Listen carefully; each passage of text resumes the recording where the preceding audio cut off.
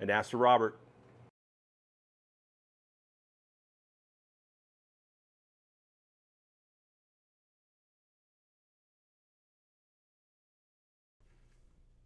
Sooner Pharmacy provides a variety of healthcare services. We accept e-prescriptions and we also offer delivery services. Sooner Pharmacy is handicap accessible. Sooner Pharmacy is located at 705 East Main Street inside Sooner Foods.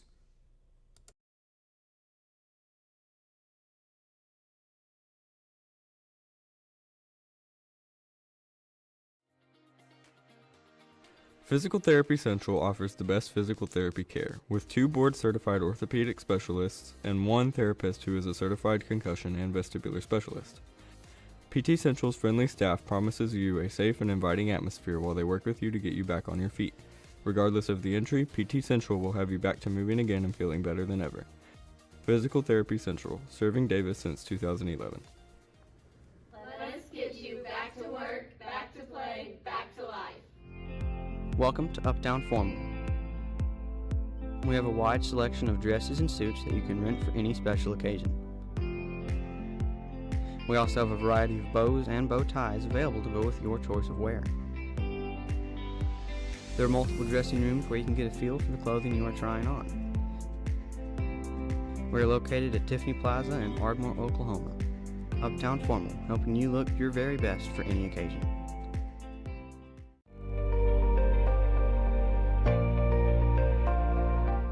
Here at Hilltop Animal Health Center, our doors are always open for your animals.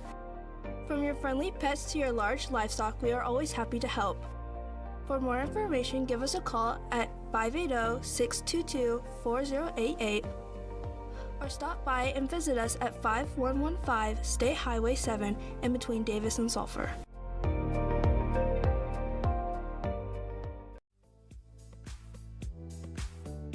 The Outlook Curio and the 77 Zips support the Wolves. You can find special gifts in the Curio Shop. Or ride the zip line 717 feet up and 727 feet back down. Above the 77-foot Turner Falls. And it's just off Highway 77 in about 77 seconds. Joyce and Brother Gary back the pack.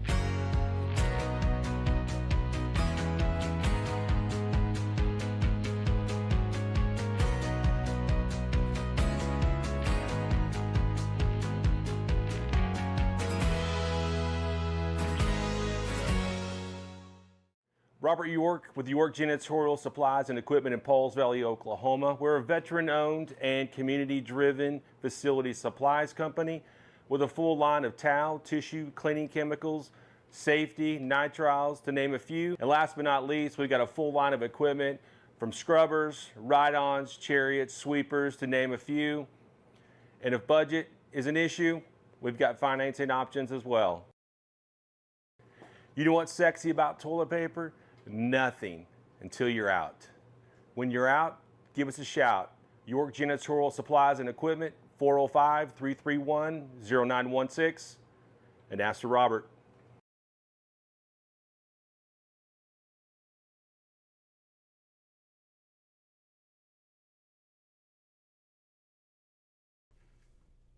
Sooner Pharmacy provides a variety of healthcare services.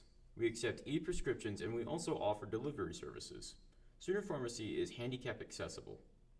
Sooner Pharmacy is located at 705 East Main Street inside Sooner Foods.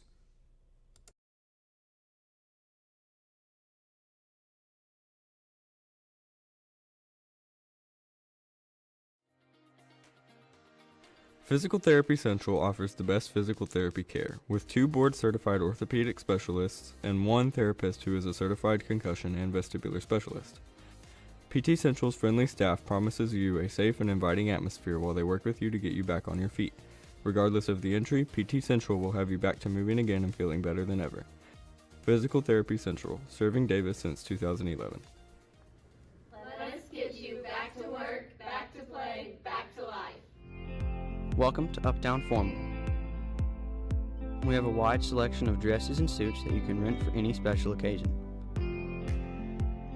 We also have a variety of bows and bow ties available to go with your choice of wear. There are multiple dressing rooms where you can get a feel for the clothing you are trying on.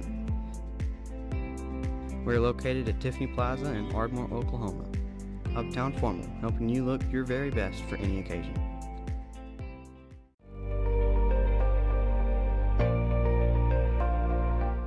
Here at Hilltop Animal Health Center, our doors are always open for your animals. From your friendly pets to your large livestock, we are always happy to help. For more information, give us a call at 580-622-4088 or stop by and visit us at 5115 State Highway 7 in between Davis and Sulphur.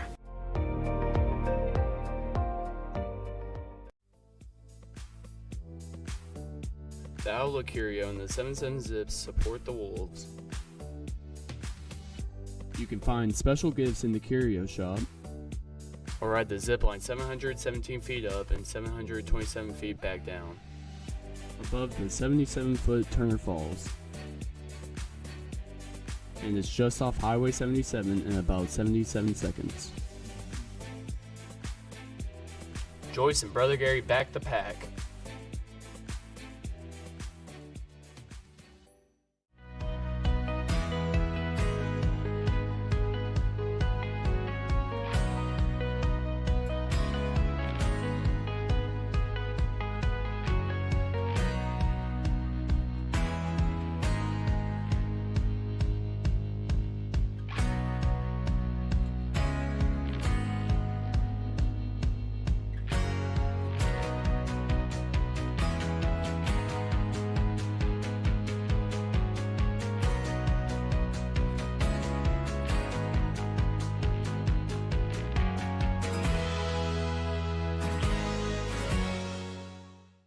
Robert York with York Janitorial Supplies and Equipment in Pauls Valley, Oklahoma. We're a veteran-owned and community-driven facility supplies company with a full line of towel, tissue, cleaning chemicals, safety, nitriles, to name a few. And last but not least, we've got a full line of equipment from scrubbers, ride-ons, chariots, sweepers, to name a few.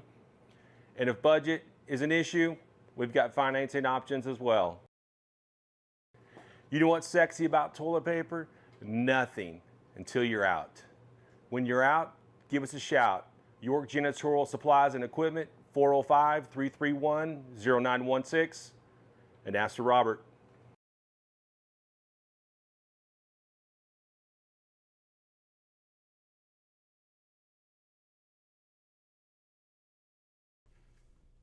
Sooner Pharmacy provides a variety of healthcare services. We accept e-prescriptions and we also offer delivery services. Sooner Pharmacy is handicap accessible. Sooner Pharmacy is located at 705 East Main Street inside Sooner Foods.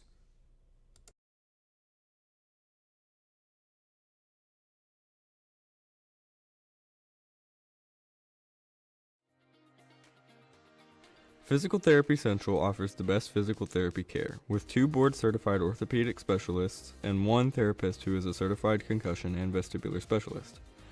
PT Central's friendly staff promises you a safe and inviting atmosphere while they work with you to get you back on your feet. Regardless of the entry, PT Central will have you back to moving again and feeling better than ever. Physical Therapy Central, serving Davis since 2011. Let us get you back to work, back to play, back to life.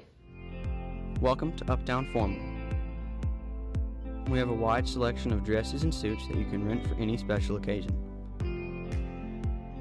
We also have a variety of bows and bow ties available to go with your choice of wear. There are multiple dressing rooms where you can get a feel for the clothing you are trying on. We are located at Tiffany Plaza in Ardmore, Oklahoma. Uptown Formal, helping you look your very best for any occasion.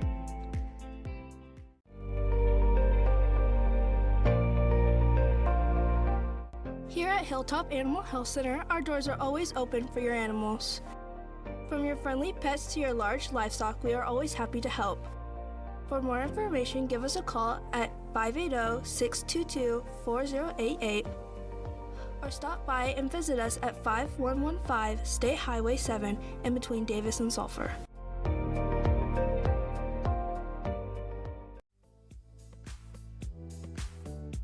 The Outlook Curio and the 77 Zips support the Wolves. You can find special gifts in the Curio Shop, or ride the zipline 717 feet up and 727 feet back down, above the 77-foot Turner Falls. And it's just off Highway 77 in about 77 seconds.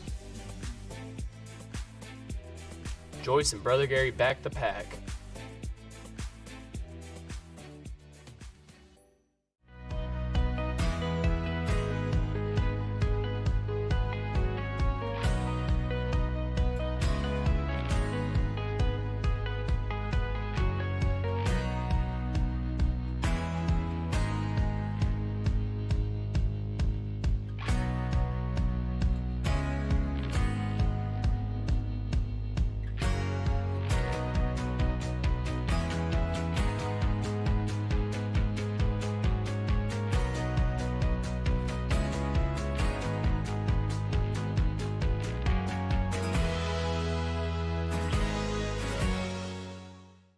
Robert York with York Janitorial Supplies and Equipment in Pauls Valley, Oklahoma. We're a veteran-owned and community-driven facility supplies company with a full line of towel, tissue, cleaning chemicals, safety, nitriles, to name a few. And last but not least, we've got a full line of equipment from scrubbers, ride-ons, chariots, sweepers, to name a few. And if budget is an issue, we've got financing options as well. You know what's sexy about toilet paper? Nothing until you're out. When you're out, give us a shout. York Janitorial Supplies and Equipment, 405-331-0916, and ask for Robert.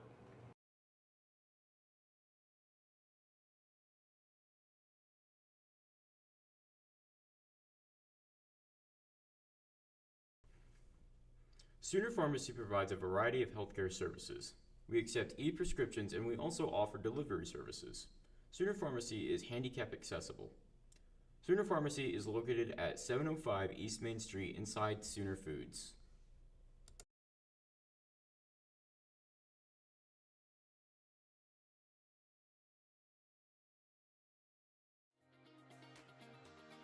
Physical Therapy Central offers the best physical therapy care, with 2 board-certified orthopedic specialists and 1 therapist who is a certified concussion and vestibular specialist. PT Central's friendly staff promises you a safe and inviting atmosphere while they work with you to get you back on your feet. Regardless of the injury, PT Central will have you back to moving again and feeling better than ever. Physical Therapy Central, serving Davis since 2011. Let us get you back to work, back to play, back to life. Welcome to Uptown Formal.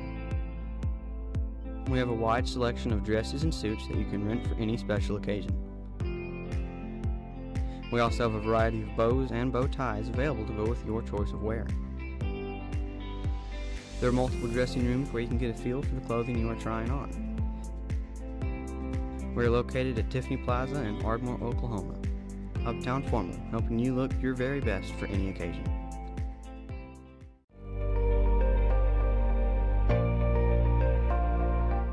Here at Hilltop Animal Health Center, our doors are always open for your animals. From your friendly pets to your large livestock, we are always happy to help. For more information, give us a call at 580-622-4088 or stop by and visit us at 5115 State Highway 7 in between Davis and Sulphur.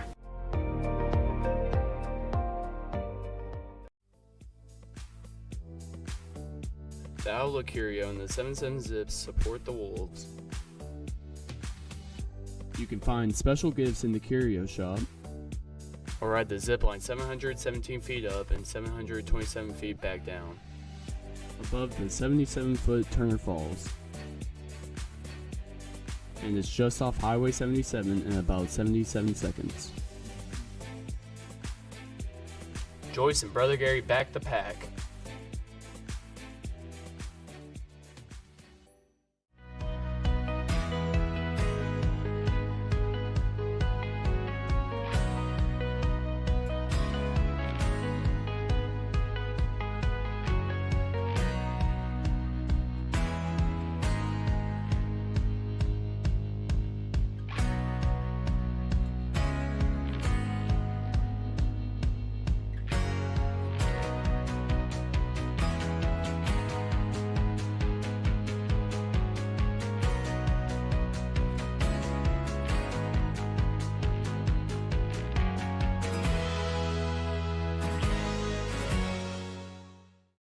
Robert York with York Janitorial Supplies.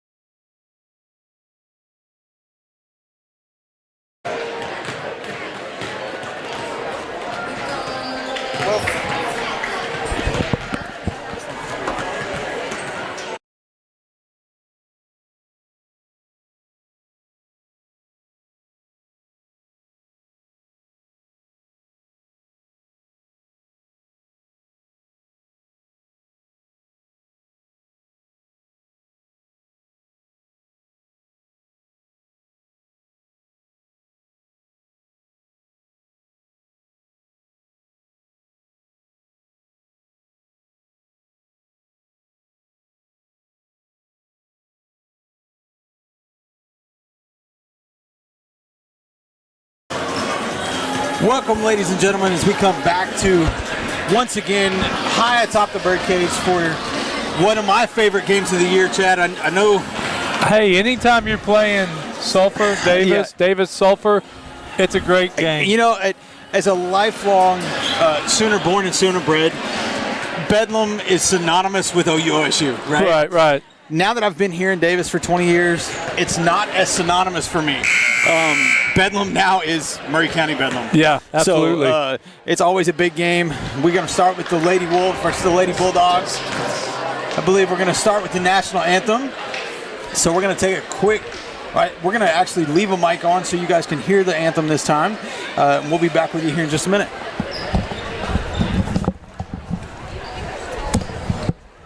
Ladies and gentlemen, on behalf of the entire Davis School family, I'd like to welcome you to the Pittsburgh Sports Center for tonight's ball games. Murray County Bedlam on the line.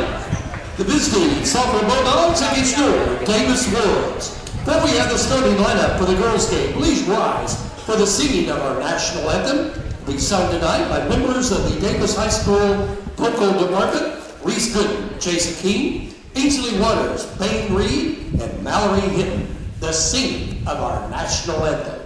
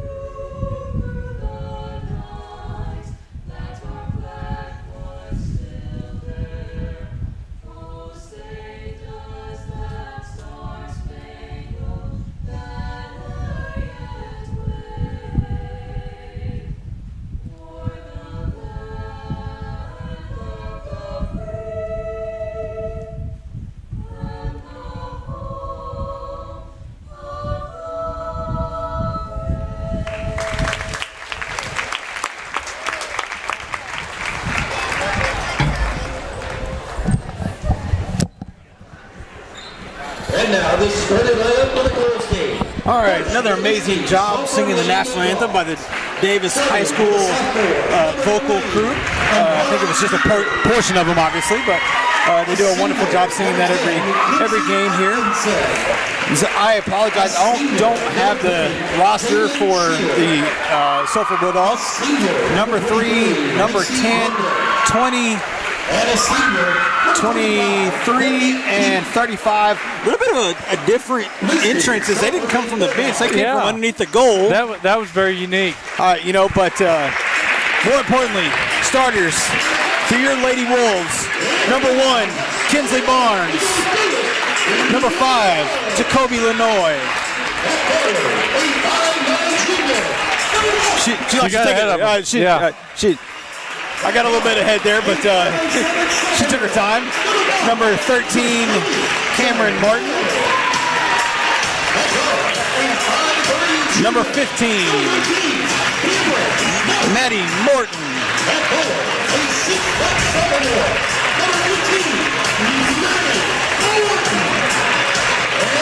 And number 22, Media Zone, Presley Hunt. Mr. Mapes does such a better job than I do at that. I don't know. He's been doing it for a while. He has been doing it for a long time. Yeah. He has been doing it for a long time. Big game here. We play tonight. Big rivalry game. Playoffs right around the corner. Hey, before that, though, big tournament. A big tournament this weekend. For the Lady Wolves and the Wolves. And I was talking to a couple basketball players today, and, coaches have been kind of mentioning to them, like, hey, we're not looking forward to the playoffs. We're not trying to skip over anything, but now's when we got to start getting hot. We got to start playing well. Yeah. You want to get some wins, and those will affect the seedings into that postseason. So we definitely want to try to host a district here. I think that would be phenomenal. Huge. And it's kind of looming in the distance. So we got to win some ball games. We got to start that right here tonight against the Lady Bulldogs. Kinsley Bard's going to win the tip. Tips it to Jacoby Lenoy.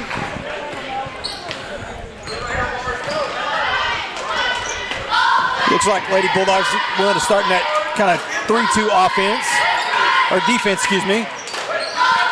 Preston's going to pull up from beyond the arc. In. There you go. Hey, that's the way to start it. Zone, that's what's going to happen. Yeah, and I love the fact she knocked the first one down, because that just means it's going to be a good night for her. Absolutely.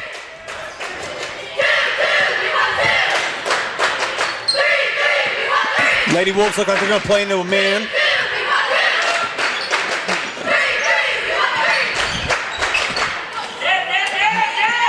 Bulldogs trying to get a couple switches, but Lady Wolves doing it, playing defending it well.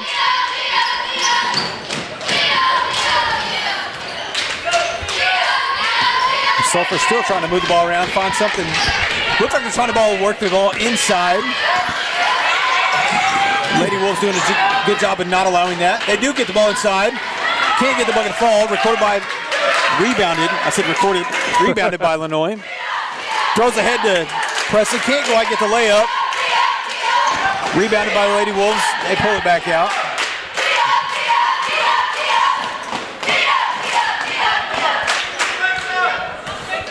Cameron Martin with the ball. Oh, finds Jacoby Lenoy standing almost uncontested underneath the goal. Easy bucket off the glass. Quick timeout by Sulphur. Yeah, I mean, you're down 5-0 real quick in a Bedlam game like that. You're wanting to do something, like slow the momentum, obviously. Yeah, and like you said, that second shot, almost uncontested. Yeah, I mean, there was nobody. I don't even know that there was anybody in the paint at all defensively. So. Yeah, speaking of in the paint, it was rebounded in the paint, and then we kicked it back out. I understand setting up, but, man, I'd love to see those post players turn around and go right back up with it. Hey, I'm looking forward to that. And I know I like to mess with your son Wyatt a lot, but playing like a true big man, he's playing like real big man basketball. That's the kind of basketball I like. Yeah. And I like it. I'm excited for it tonight. I'll tell you what, if you remember last year, it was a double overtime, that boys' game. It went on forever. Yes, it did. You and Mr. Morse didn't have a voice at the end of the game. No, we did not, and we didn't have a voice for the next 2 days. But I'm excited for Wyatt and Spencer later on in the boys' game. But right now we got this girls' game starting back up with us. Sulphur still trying to, good defense by Maddie. Ball's going to end up on the ground, go jump ball. It'll be Lady Bulldogs ball.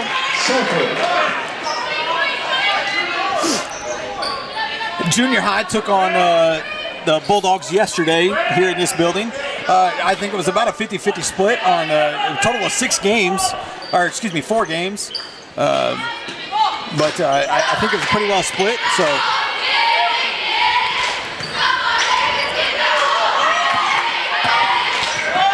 I tell you what, these Lady Bulldogs and even the Bulldogs, they've got a tough schedule this year, playing all their games on the road, not having a gym at home.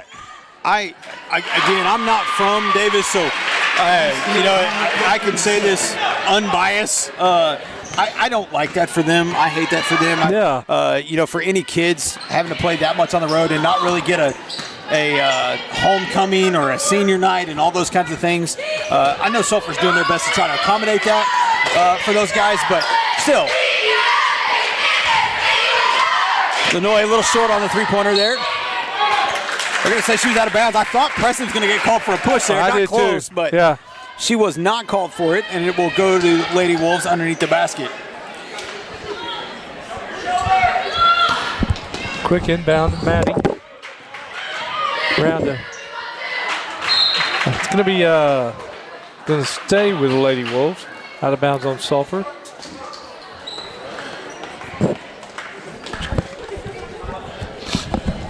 Hunt to inbound. Apologize there. I was getting hot. I had to get rid of the hoodie. That's saying something in this weather, Bobby. Yes, it is. Jacob Lenoy back with the ball up at the top. Barnes with a good screen there.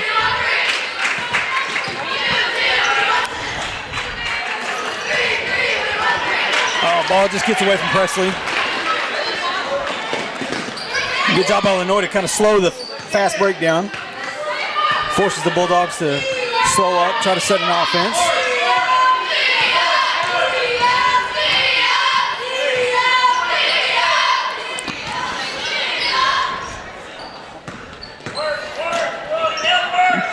Pulls up from three. Can't quite get it to fall. That's going to stay with Sulphur, I believe. Okay. That's one of those 50-50 balls. I don't you really could probably say it went off on either one of them, but Sulphur inbounds the ball. Pull up jumper. Knocks it down. So it looks like a good timeout by the coach while ago. Yeah, and they've dropped out of the zone and they're playing more of a man, and that has that slowed the Lady Wolves.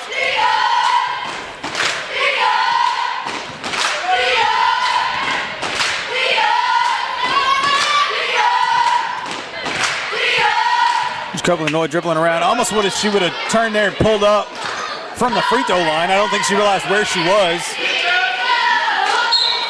Good ball movement there. Yeah, that's going to be a shooting foul for Martin. Yeah, good ball movement. They ended up finding Martin underneath the goal.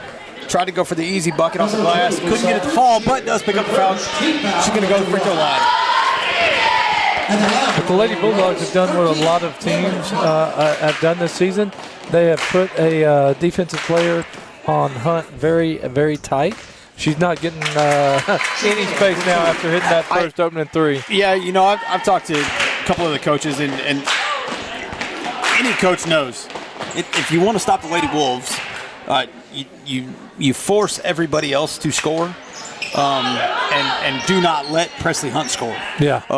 That's the style that has been effective thus far. But good defense by Martin. She pulls up from beyond the arc, knocks it down. They're going to give the Lady Bulldogs their first lead of the evening, 7-6. 3:30 to go in the first quarter.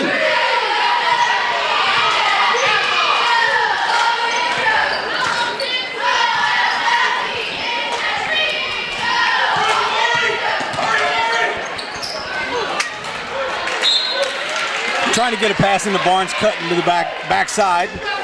Ball goes out of bounds. I think I heard Coach Brown hollering at Jacoby, who was making that pass. There was nobody on her to shoot the ball.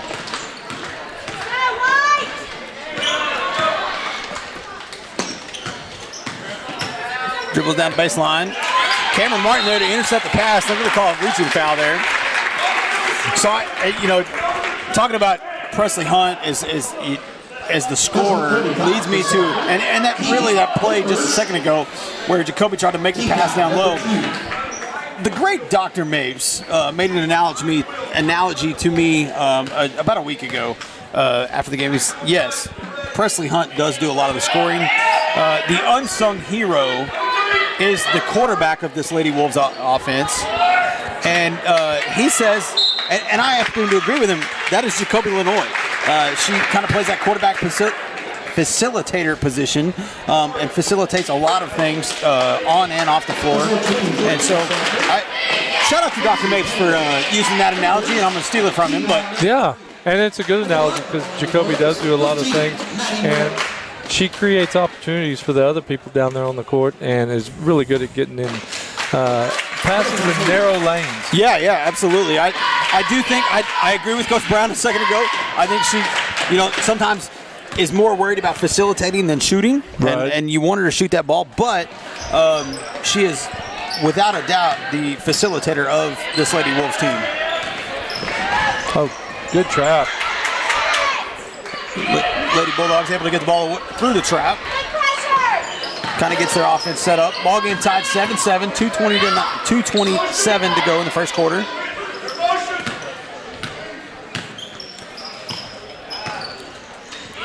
Swing the ball far side.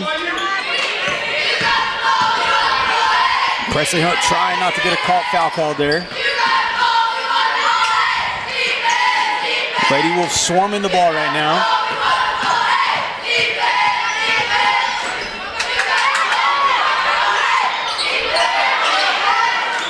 Launches the ball. That's going to go backcourt or out of bounds. It does go out of bounds. Good defense there by the Lady Wolves. Yeah, the Lady Wolves are doing a great job of dropping back into the paint and helping defensively, not giving up open drives to the basket. So they keep playing defense like that, they'll stay in this game.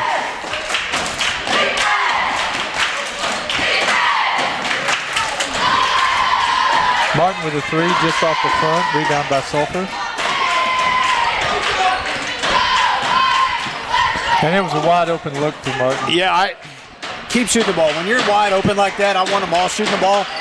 I'd like to see more of them get hot like that. Good punch out there by Barnes. Good job. Kind of tried to throw that floater in there. Couldn't quite get it to go.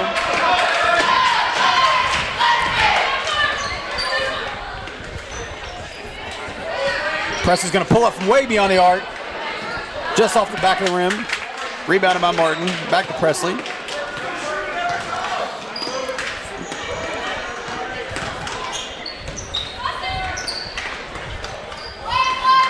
Lady Wolves moving the ball around. Press is going to pull up from just inside the mark. Knocks it down.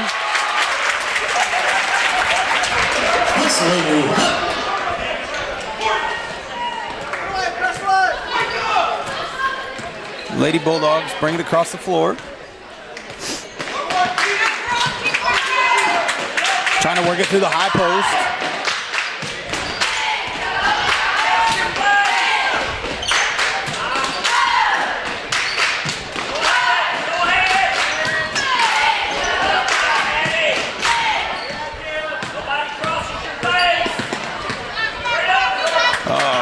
Almost got the, there they get it.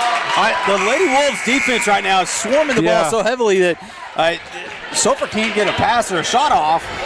They're almost having to kind of do that handoff style offense right now. But so far, last few possessions, Lady Wolves offense not really giving anything. 9 seconds to go. They're working the ball around. 3, 2. Ball gets swatted by Sulphur. So, Bobby, I don't know if you noticed, we just went through a quarter of Lady Wolves basketball. You're going to say it. You're going to say it. And our post players were doing well defensively. So I'll say it so you don't have to. Okay. Because as soon as you started talking, I looked over there to that scoreboard. Yeah. And I noticed it, and I was almost shocked myself. So I knew where you were going with it. There are no fouls called in that first quarter for the Lady Wolves. Against the Lady Wolves. There was one. We had 3 fouls total, all of the them against Sulphur. Okay, they must have already reset it because I looked over there and I was like, there's nothing on that board. Yeah, so it was 0 for the Lady Wolves, 3 for the Lady Bulldogs. Okay. Not a single one on Maddie Morton or Kinsley Barnes. That's good. Yeah. Anytime you can keep those two on the floor and not in foul trouble is a good game, good moments of the game. So. And they're playing against young ladies that are playing as post. trying to get the ball inside. Yeah. Kinsley had a great defensive play, knocked that one out. Yep. But, there haven't been a lot of passes inside because the perimeter defenses have done pretty well about keeping the ball outside. Well, and when they've gotten past the three-point arc, man, the Lady Wolves are closing down quick, closing off the paint. I don't think they've had one open drive. No, I agree with you. Speaking of doing well, Chad, on the broadcast tonight, on the producer, if anything goes wrong, it is 100% Nick Young's fault. It is all him. So, and then on the camera, if the camera's bad, anything, it is 100% Mallory Hinton's fault. But if everything's great, Mallory. If everything's great, y'all just let me know how good of a job I've done. So, open drive by Jacoby, move. Nice move by Jacoby Lenoy. She must have heard us talking about her. She needed to put the ball up more. No, thank you to the media crew. They worked very hard this season to bring all these games. If we wrap up, we've only got a few home games left. Lady Bulldogs dribbling the ball around. Pull-up jumper, knock it down.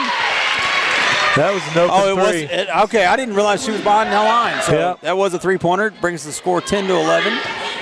Wolves leading.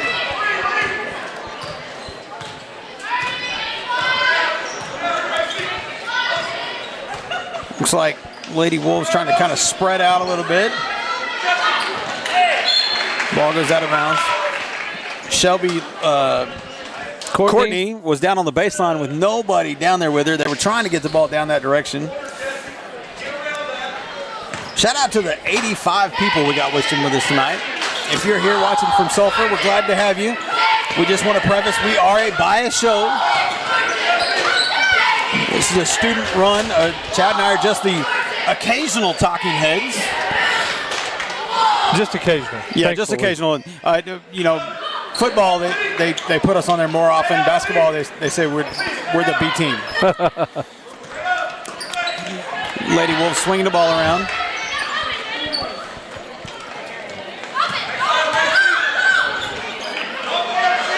Finds Barnes nice down open there. look. Good look by Barnes. Barnes gets her own rebound. That one's going to get called when you got your arm across both arms. Kind of hard not to call it, but I think those first two might have been all ball. But that was Jacoby doing what she said she does. Yeah. Found Barnes in the middle of the lane there. Yeah, wide open, good pass. Oh.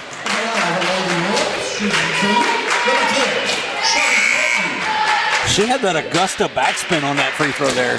That would have looked great if it was on a golf green. It would. I've tried to do that many a times. Yeah.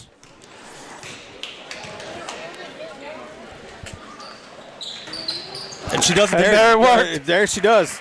Looks just as good there. Lady Wolves look like they're going to stay in the man defense. On the floor right now, we have Addison Denker, Jacoby Lenoy, Presley Hunt, Shelby Courtney, and Kinsley Barnes. Maddie Morton and Cameron Martin, starters, taking a breather for a minute.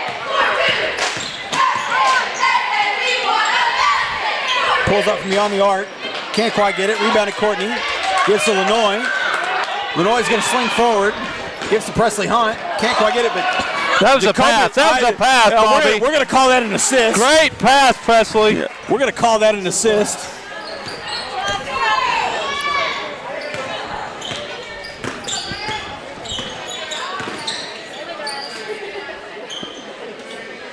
Sulphur still trying to swing the ball around. Does get all the way in for a layup. Wow. That was a nice layup. That was a good layup. Reached underneath. Basket by Runyon.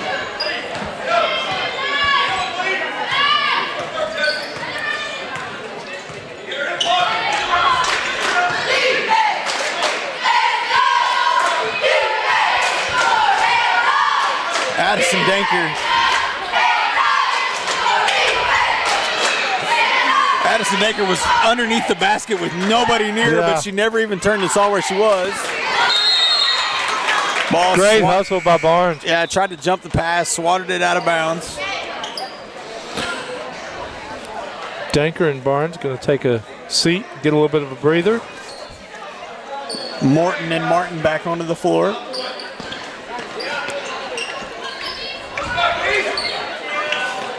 Maddie Morton had to play down low.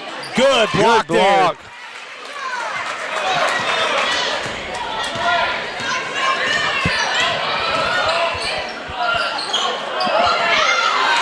Good play by Maddie Morton. Yeah, I was going to say, rebound a little hard off the glass from Lanoy. Ends up in the hands of Morton. She puts it right back up and in.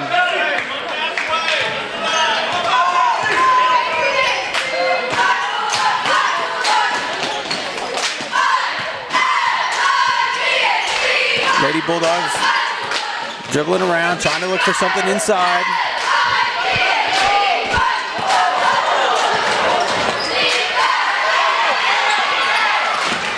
Kind of lost the ball. Jacoby swarmed her. I'm going to call a foul on Shelby Courtney, I believe. The first foul. Didn't see it, Bobby. Can't speak to it. Yeah. The first foul called against the Lady Wolves this evening, which is mind-boggling in itself. Missed shot there. I'm not even going to say who had that block. There was a bunch of hands on the ball. There was. Lanoy pushes it forward. Rebound. Finds Courtney. Courtney lost it. Morton picks it up. Tries to go up. Can't get it. Rebounded by Sulphur. Courtney's going to pick up her second real quick. You know, sometimes when you're trying to get back down court and the person dribbling the ball steps right in front of you, it's kind of hard not to get the foul. I think my daughter's over there asking for something, but I can't hear her, so. Let me test it. I was right, Bobby. Oh, okay. I still can't hear her, but that's okay. Yeah. Sulphur's going to dribble the ball around. Trying to look for something inside.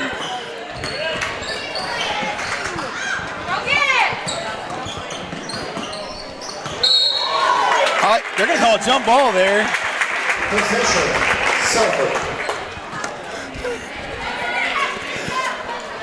You understood the like, it's the child-parent language. Huh? Yeah. So it all revolves around money. Yeah. Sulphur bring the ball. Oh, Barnes is going to get her first, but that was a good defensive play. Yeah, good defensive play, and I guess I spoke too soon, about being the first foul called against the Lady Wolves. Yeah. That was in less than a minute. We pick up our third. Well, it was bound to happen.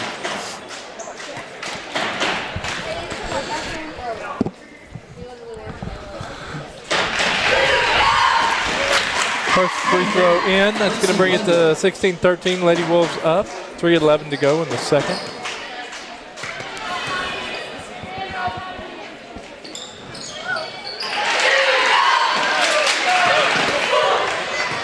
Kobe bringing the ball down.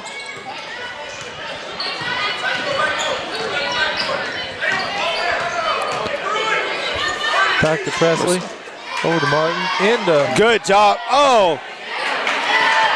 Good look by Barnes. Loose ball, picked up by Sulphur, thrown forward. Hunt there to stop it. They're going to give Hunt for that I think that there's nothing she could have done about that. No. Other than let her have a free and clear layup. Yeah. That'll be her first. I tell you what, Lady Wolves are getting some good looks inside. Yeah, I think if Barnes had turned the other way, she probably would have been in better shape to make that basket. I think she just lost track of maybe where she was. Yeah. And turned into the defender, and unfortunately couldn't get it to fall. But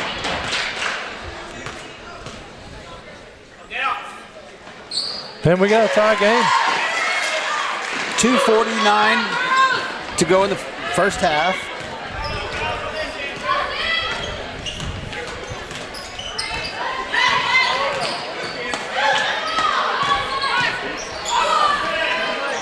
Jacoby Lanoy pulls up from the corner of the free throw line and knocks it down.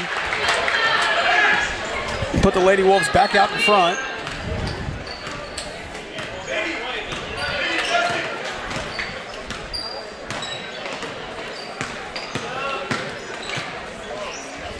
Sulphur pulls up from beyond the arc. Can't get it to fall. Rebounded by Morton. By Maddie.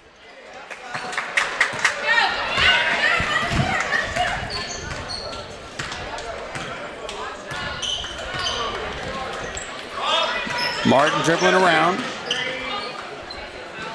Gets the ball to Illinois on the far side. Morton had a little bit of open space kind of off that screen.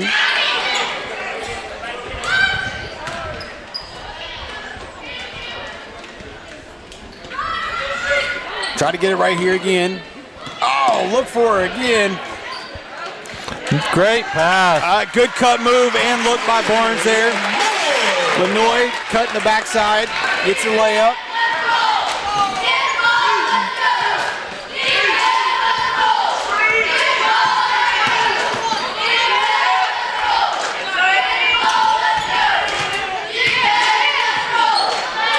Sulphur trying to find space.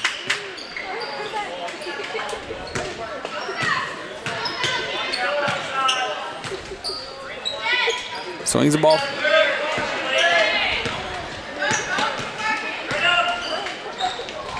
Throws it up off the glass, can't get it to fall. Loose ball.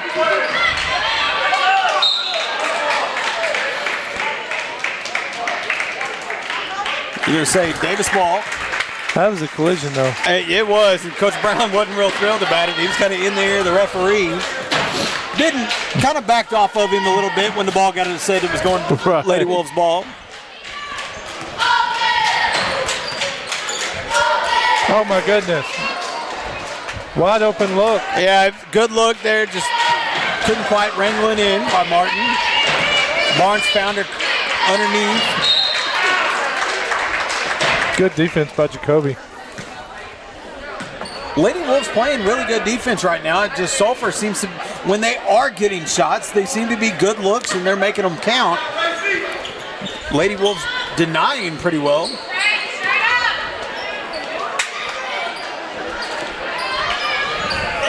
Three-pointer off the mark there. Rebounded by Lady Bulldogs. Goes up. She's going to get fouled, go to the line.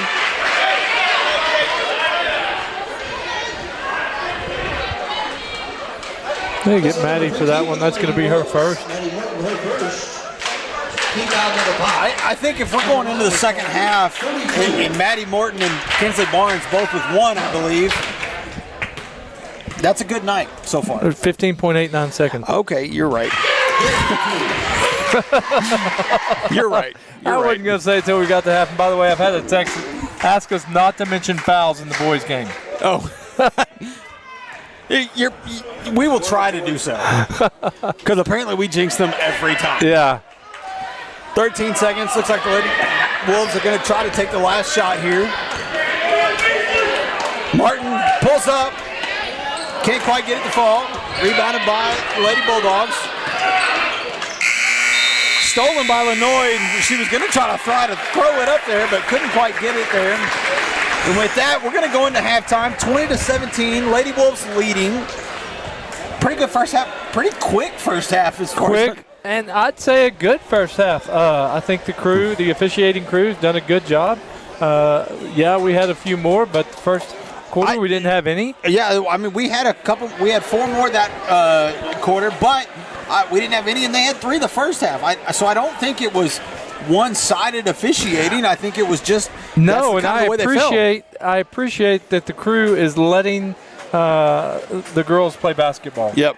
There is a little bit of contact. There's a little bit of pushing and shoving down low, but it's nothing that, in my opinion, warrants a foul. So, yeah, kudos to the officiating crew so far. I think they've done a great job tonight. There is a line where you don't want to see them let them cross it. Right. But I think the refs have done a pretty good job tonight about keeping that line pretty firm and letting them go to that line, without having to step in or anything. So great job by everybody thus far. We're going to take a quick break. We're going to be back for the second half here in just a little bit. We'll see y'all then. See ya. And equipment in Pauls Valley, Oklahoma. We're a veteran-owned and community-driven facility supplies company with a full line of towel, tissue, cleaning chemicals, safety, nitriles, to name a few. And last but not least, we've got a full line of equipment from scrubbers, ride-ons, chariots, sweepers, to name a few. And if budget is an issue, we've got financing options as well. You know what's sexy about toilet paper? Nothing until you're out. When you're out, give us a shout. York Janitorial Supplies and Equipment, 405-331-0916, and ask for Robert.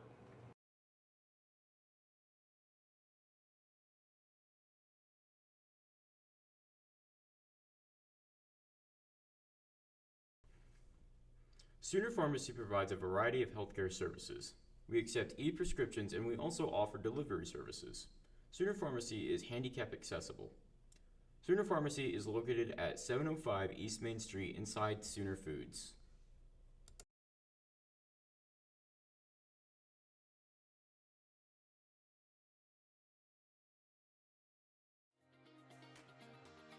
Physical Therapy Central offers the best physical therapy care, with 2 board-certified orthopedic specialists and 1 therapist who is a certified concussion and vestibular specialist. PT Central's friendly staff promises you a safe and inviting atmosphere while they work with you to get you back on your feet. Regardless of the injury, PT Central will have you back to moving again and feeling better than ever. Physical Therapy Central, serving Davis since 2011. Let us get you back to work, back to play, back to life. Welcome to Uptown Formal. We have a wide selection of dresses and suits that you can rent for any special occasion. We also have a variety of bows and bow ties available to go with your choice of wear. There are multiple dressing rooms where you can get a feel for the clothing you are trying on. We are located at Tiffany Plaza in Ardmore, Oklahoma. Uptown Formal, helping you look your very best for any occasion.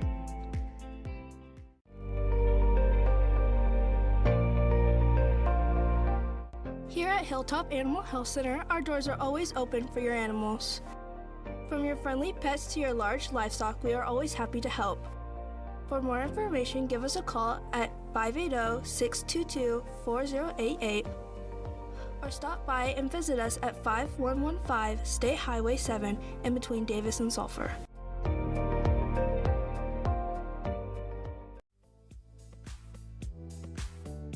The Outlook Curio and the 77 Zips support the Wolves.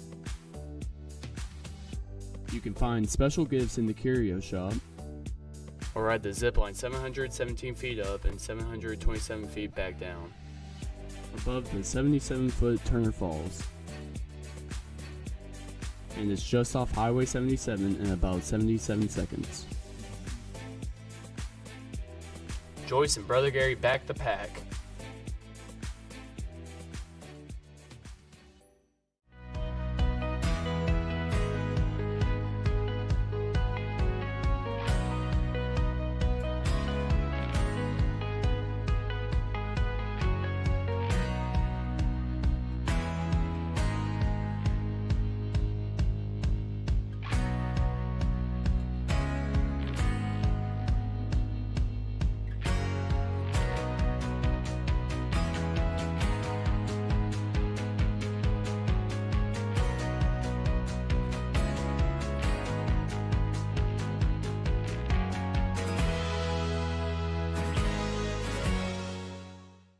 Robert York with York Janitorial Supplies and Equipment in Pauls Valley, Oklahoma. We're a veteran-owned and community-driven facility supplies company with a full line of towel, tissue, cleaning chemicals, safety, nitriles, to name a few. And last but not least, we've got a full line of equipment from scrubbers, ride-ons, chariots, sweepers, to name a few.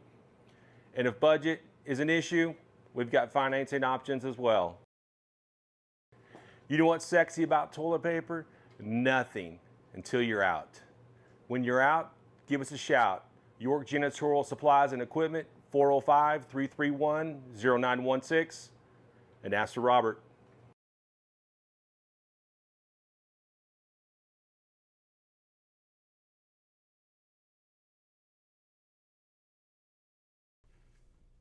Sooner Pharmacy provides a variety of healthcare services. We accept e-prescriptions and we also offer delivery services. Sooner Pharmacy is handicap accessible. Sooner Pharmacy is located at 705 East Main Street inside Sooner Foods.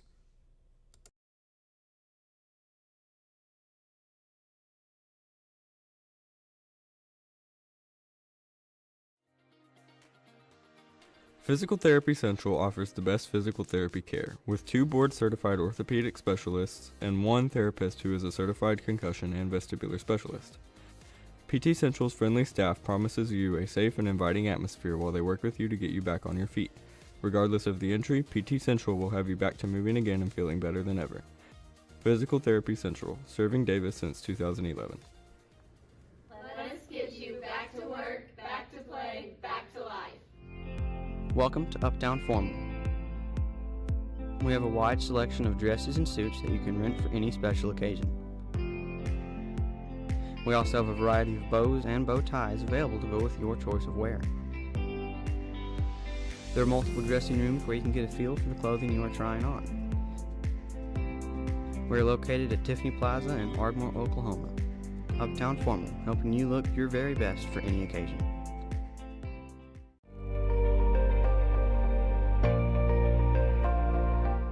Here at Hilltop Animal Health Center, our doors are always open for your animals.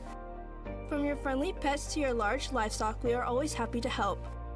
For more information, give us a call at 580-622-4088 or stop by and visit us at 5115 State Highway 7 in between Davis and Sulphur.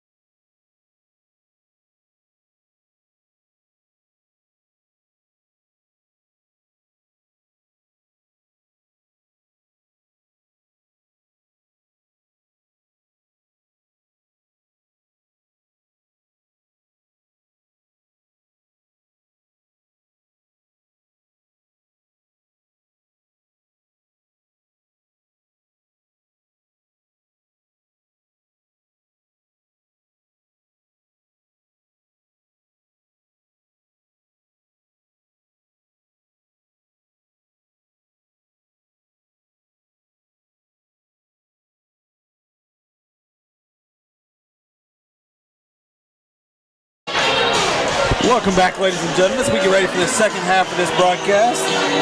Second half of this game between the Lady Wolves and Lady Bulldogs. Of Game 1 of Murray County Bedlam. Game 1 of Murray County Bedlam.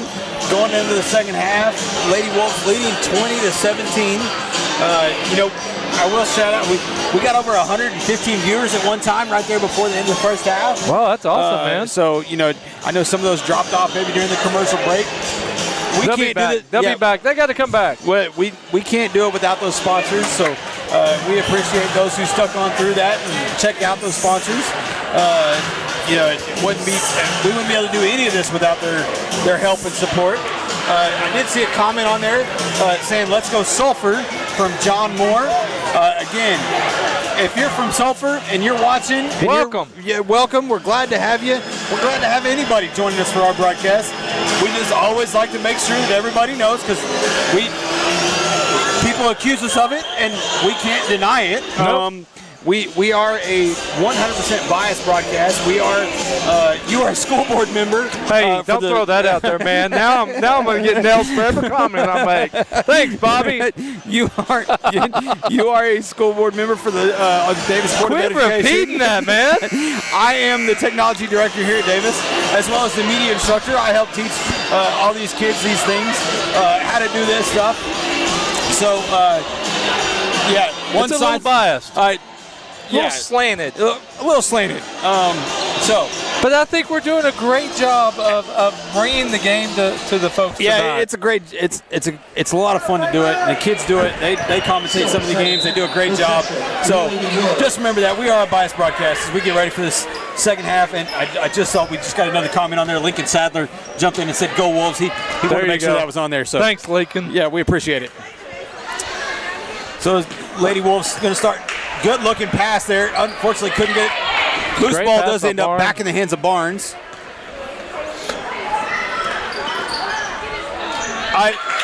That was the most slow motion. Oh, that was a bad pass, but it landed in Maddie's hands. Well, it kind of ricocheted off of somebody. Looked like a pinball machine. But ended up in the right place at the right time for the easy bucket off the glass. Uh-oh. We're in trouble, Bobby.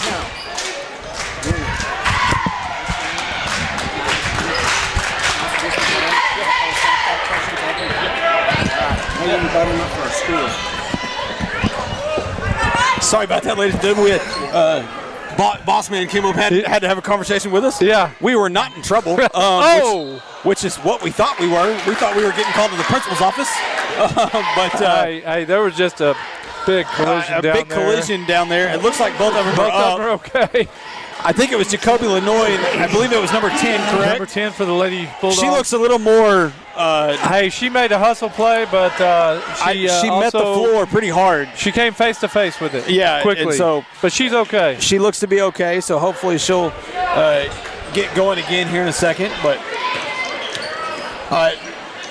Mr. Moring came up here to ask if we would take on a special guest during halftime of the boys' game. So if you're around for that, be looking forward to that. I'm looking forward to that, man. Oh, just a little high. I think thought Barnes it was deflected, but I guess not. I think Barnes thought everybody else was as tall and athletic as she was. And unfortunately, that one sailed out of bounds on her. I got to be honest, Bobby. I got nervous when Mr. Moring was playing. He was making a beeline Yeah, for he us. was on a mission up here, and I thought we were fixing to get shut down for something. Yeah. I didn't know.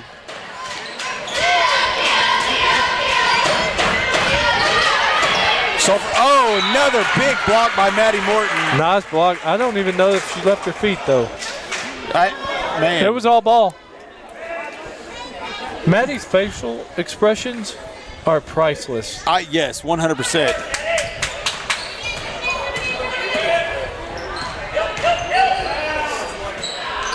Rebounded there by Barnes. Lenoir's going to bring it across for the Lady Wolves.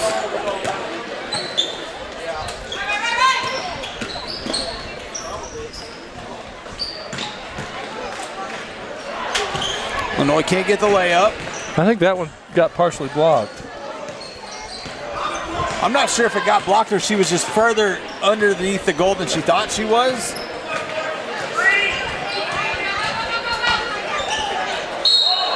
They got to call Sulphur there for the walk. She's really developed that high floating off the backboard shot. Yep. She's really done well with it this season, but that one did meet the end of the backboard. Yeah, it just caught the edge as it was going up. Yeah. So, but you're right. She has perfected that little floater. Yeah, and it always looks good.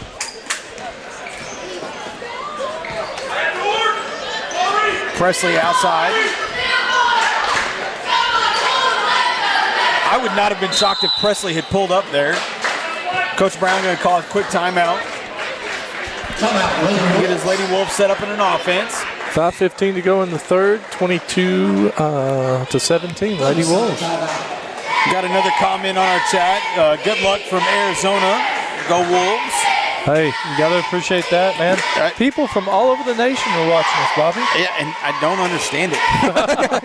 I mean, I think you and I know it's not to hear the voices. No, it's to see the game on the court. I think we are well aware that most people watch this game on mute. Yes. Yeah. With maybe some music playing in the background. Probably. Yeah. Just to drown it out. Right. Even when it's on mute, we still sound bad. But, they don't even have the closed captioning on is what you're saying. Yes, 100%. Because they don't want to have to read the words. No. I got you. Not at all.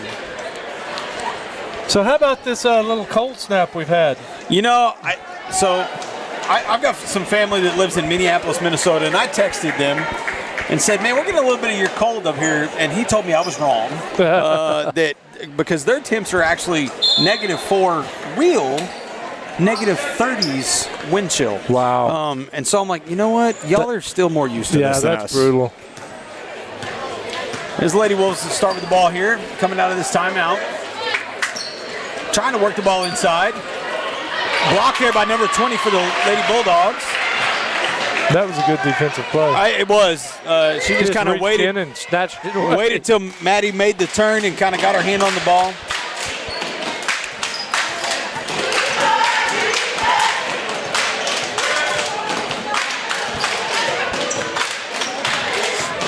And I wish I knew. I know we could sit here and say that our Lady Wolves are a young team, That was a hard call. She fell right on that basketball. Okay, I'll be honest. I really thought they were calling a foul there, but they don't. They call it travel. Wow. Their coach upset with that. But if you're watching and you're from Sulphur, please comment on here. Let me know. I don't know how many seniors they have. If they're a young team, I haven't had a chance to pay attention to them much. As Barnes goes up for the bucket down below, unable to get it, but does get herself to the free throw line. Again, the Lady Wolves are getting those open looks down in the lane. They're making good passes. They're just not connecting on the bucket. No, they're just not getting them to fall, but I think that'll change. Barnes hits the first. That was a laser line shot right there. I don't know how people could shoot like that. Hey, she was successful, though. But as long as it goes in, it doesn't matter. And makes the second one. Don't change it. Yeah. Keep shooting it that way. Brings it 24-17, Lady Wolves. 4:14 to go in the third.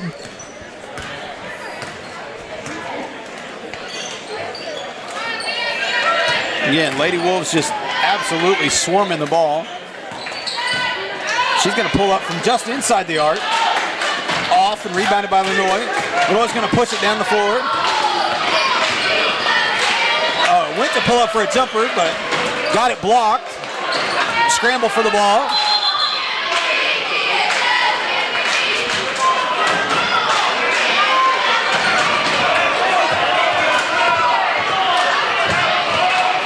Okay,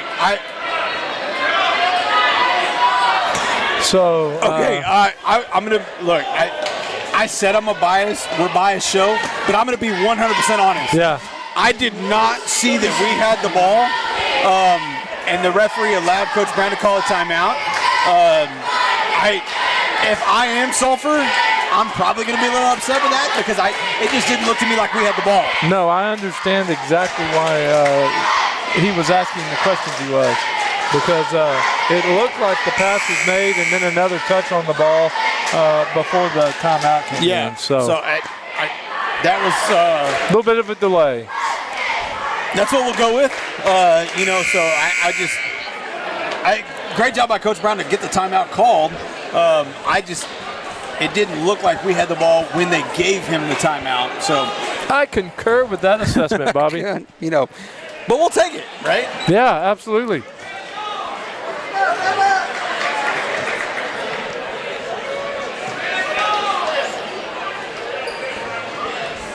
Martin inbound. Pass gets away from Maddie Morton. Ends up in the Lady Bulldogs' hands. They push down the floor. They're going to call a charge. And Maddie was there for an eternity. Yeah, I would say she was standing there playing it for quite a while.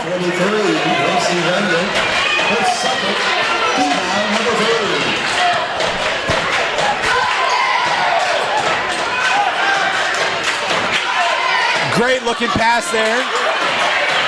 Unfortunately, can't get the bucket. Loose ball ends up back in the hands of Jacoby Lenoy. Nobody around Maddie Morton. She gets the bucket and the foul. And little excitement coming out of Maddie after that bucket. Which you don't typically see. No, usually you just get the expression. Yes. That you got the emotion, and I think there was maybe an audible that went along with that.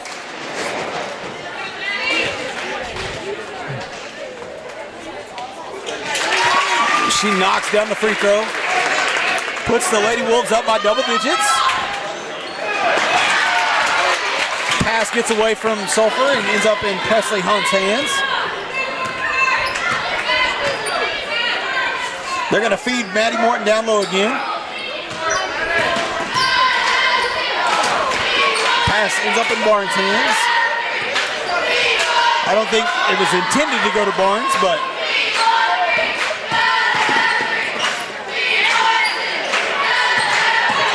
Lenoy takes it.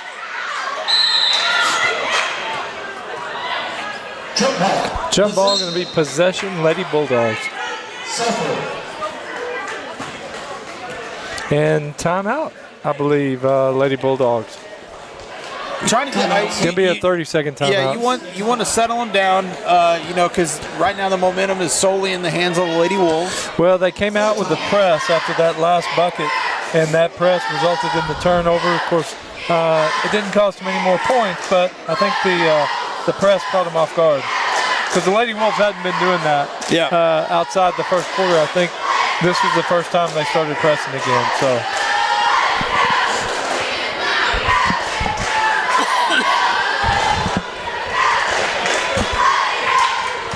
But again, the Lady Wolves are getting lots of looks inside. They seem to be taking advantage of the size and height that they have down low. But they're just not connecting on the buckets. And I will say, Barnes, the last one, she caught it. She got set. She established herself before she went up, which I was hopeful. She used the backboard, but just did not go in. So You're talking about those looks inside. They're getting a lot of looks, and it's not from one thing or another. We've seen the passes down low, the feeding the two big post players down low, trying to get that in. Jacoby Lenoy has attacked a couple of times and drove in and got a good look. So like you said, they're getting looks, and they're getting them from multiple directions, but unfortunately just not getting them all to fall at the moment. No, they've got to get set before they throw it up there. Lady Bulldogs inbound the ball off the timeout. They were able to break that press.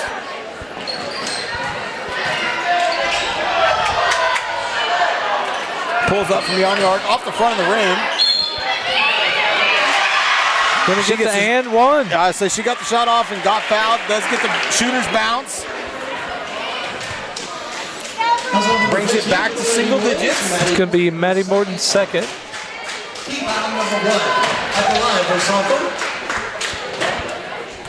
Starters have played a lot this game. Been in for the majority of this quarter. Yeah, they have. In fact, I think they've been in for the entirety of this quarter up to this point.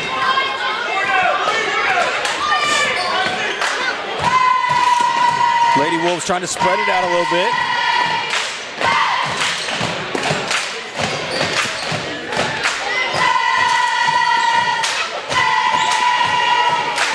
Lenoy pulls up off the front of the rim.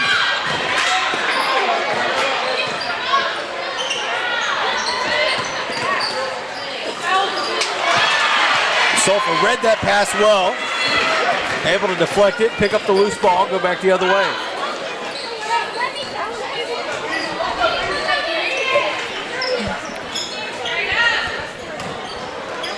She's going to pull up from beyond the arc, off the front of the rim. Rebounded by the Lady Bulldogs.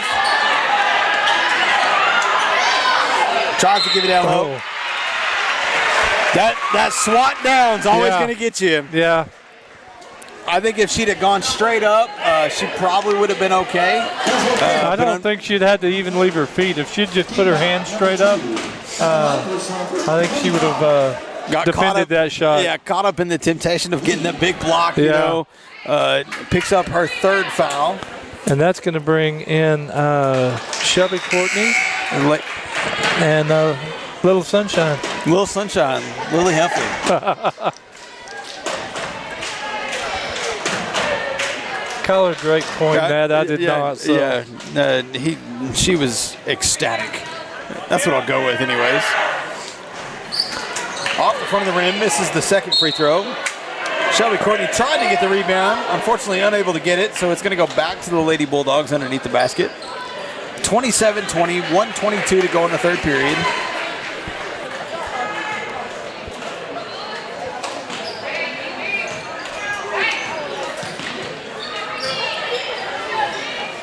See Coach Brown out there talking to the referee.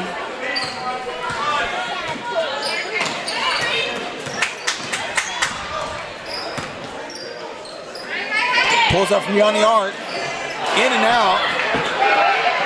Rebounded by the Lady Bulldogs. Couldn't get the second shot. Third chance, though, Can't get it to fall, but still gets herself back to the free throw line.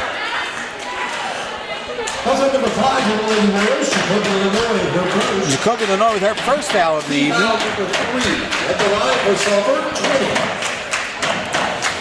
20. So we got to start blocking out. Yeah, absolutely. Get some of these rebounds, these second, third attempts. Well, you know, the only thing that's really keeping this a 7-point game right now is the fact that they're not getting buckets to fall, but then they're also not making the free throws. Of course, she does make that one, make it a 6-point game, but they had missed 3 or 4 in a row there. Yeah. You know, had they made those, this is a one-possession ball game.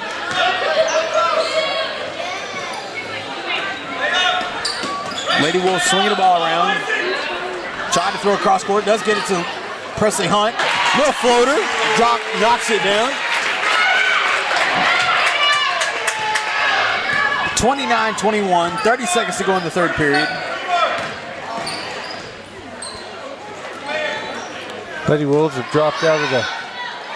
Wow. Tried to draw a foul. Doesn't get the foul call, but does get the basket. Yeah. They dropped out of the zone and went to a man.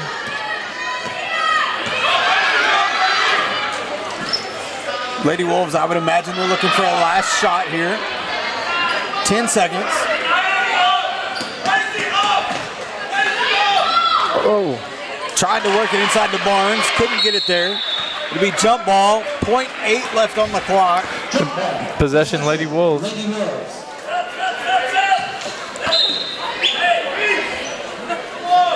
So this is not even catch. No, this is the ball. I'm trying to. Oh, it. Man, I thought it was. No. I was gonna say she was standing there to throw it in. I thought it was our ball, and it is. Yeah, you're trying to float that one in there so somebody could tip it up and in. Right. You know, but unfortunately unable to do so. That'll be 29-23, fourth period. Lady Wolves had stretched it out to a 10-point lead at one point. They were 27-17. So they let them have a little hope. Yeah. Get 4 points closer. Still down by 6, but I'll tell you what, Lady Wolves are going to have to shut down those second and third shot attempts. Get in there and get the rebound. They've got the height. They're just not playing as physical as they were in the first half. Yeah, you know, they're not playing as physical. I think it almost seems like a little frantic at a few moments. Yeah. You know, trying to force things that aren't there, or maybe it's not so much frantic. Like Lily Heffley got the ball down here on the baseline, was trying to find the best way to get the ball through to Kinsley Barnes. I think she'd done it. She'd thrown it the first chance she had. Yeah, she was about a half a second too long making that pass. Yeah, just a split second faster on the decision there. I think it would have been a great play. So, you know, I'd like to see those fixed up in this last period. 6-point lead. Definitely want to get this win coming out of the Bedlam game. So going into the fourth, we got Maddie Morton has 3. I think Kinsley has 1. I believe so, yeah. And Jacoby Lenoy has 1. So in pretty good shape, foul trouble-wise, for the Lady Wolves, especially with Barnes. Normally by this point, I'm like, careful. Yeah, but she doesn't have to be at this point. No. Don't want her to see it get in foul trouble. We don't have it late in this game. And again, we're going to get another message about not talking about fouls. Yeah, but, we 100% will. I think we need to be observant about who's got what. They're going to call the walk there. Great job by Shelby Courtney on that defense, forcing the Lady Bulldog to try to hesitate on the pass and force the walk. Excuse me, Presley Hunt would be highly upset if he forced the travel, not a walk. I believe her and Gage had a discussion about what was what last night during the junior high game. And I'm sure she won that discussion. Yes, I'm pretty sure she did. No offense, Gage. Noah's going to try to drive here. Can't quite get it. Great job by Maddie. You know, she threw the ball back up. Unfortunately, not able to get a bucket, but does get herself to the line. Yeah. At the line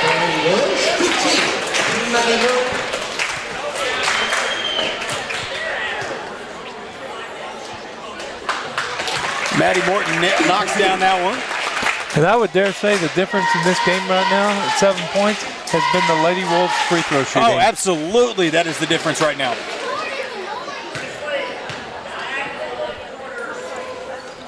Sulphur hits all their free throws.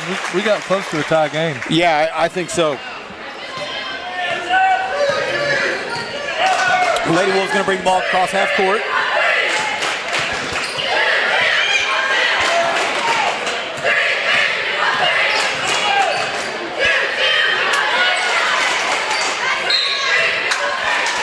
They're going to get Kinsley for one there.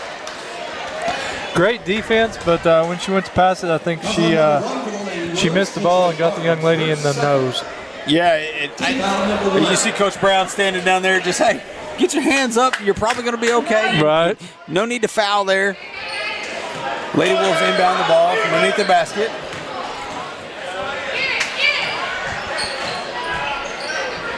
It's going to be tipped out by Barnes.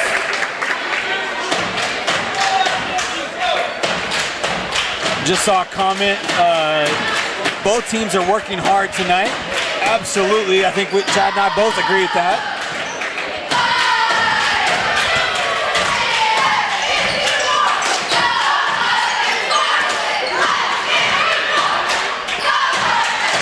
Shot misses. Rebounded by Courtney. Gives to Lenoy. If she could have gotten her head up. Yeah, there was four on one. It was a 4-on-1 down here at this end. I believe they're gonna say there was a foul there, so it'll be Lady Wolves inbounding the ball at that end.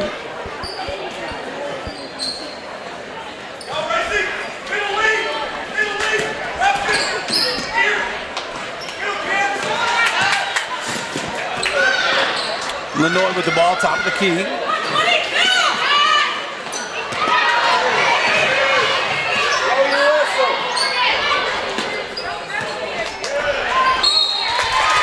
That was a great pass by Shelby Courtney, and Maddie was cutting to the basket. She got it, she went up. She didn't have good control of it, so she didn't connect with the basket, but she did draw the foul. So. Team foul number 3.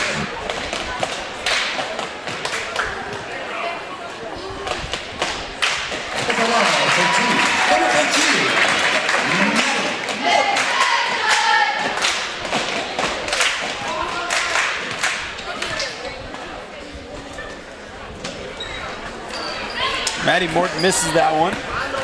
Rebounded by the Lady Bulldogs.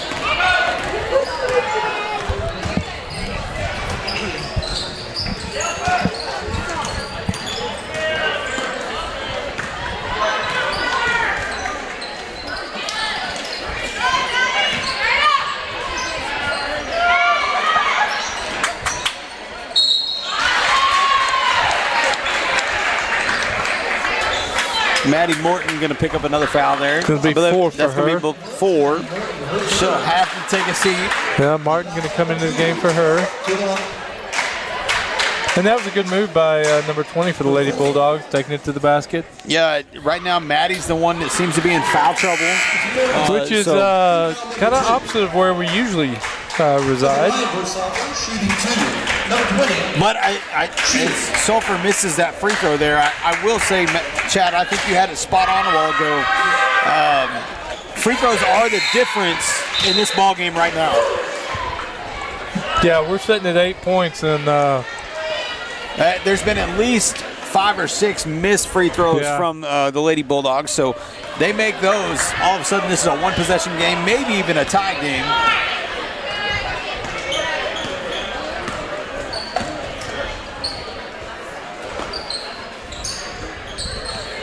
Presley Hunt with the ball.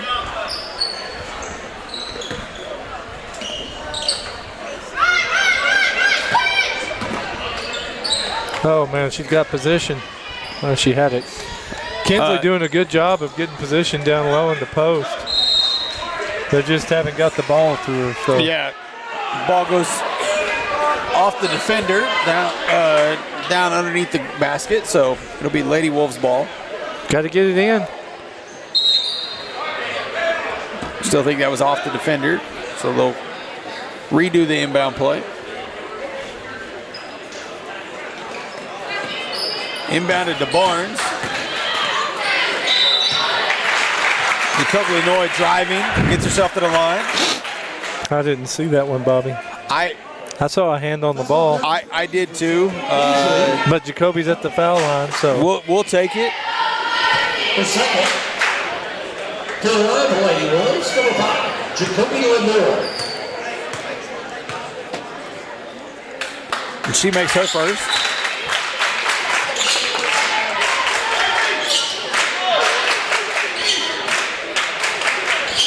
Number 3 for the Lady Bulldogs comes in the game. Number 33 taking a seat.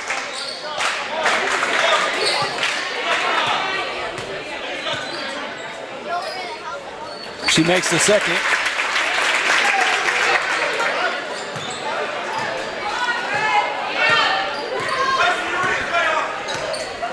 Lady Wolves with their largest lead of the evening, stretching it out to 11 right now.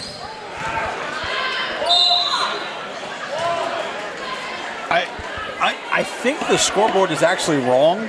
I think it should be 34-24. On the first free throw that Jacoby was shooting, they took it from 32 to 34. But we'll see if that stands. Lady Bulldogs make their first free throw. Number 2.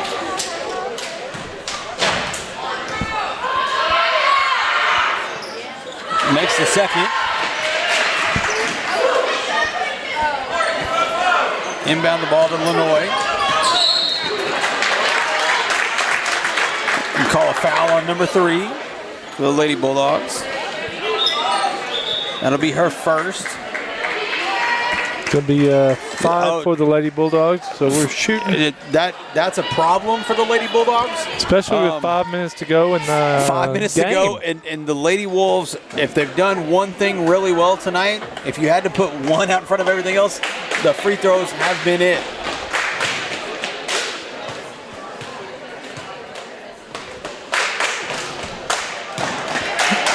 Don't text us.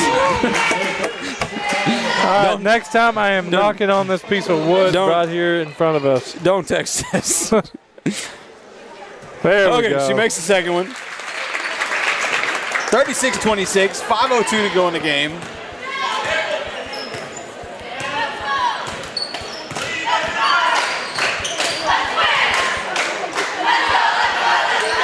Good defense Rebounded by by Shelby Barnes. Courtney.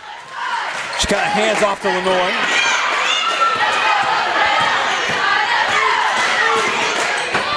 Good Great pass by Martin.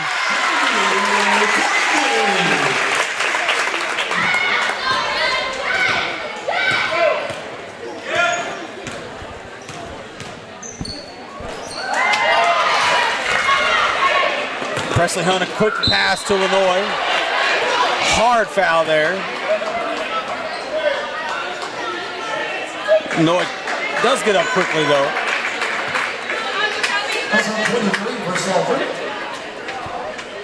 But that's going to be number 23's fourth for the Lady Bulldogs. Number 5, Jacoby Lenore.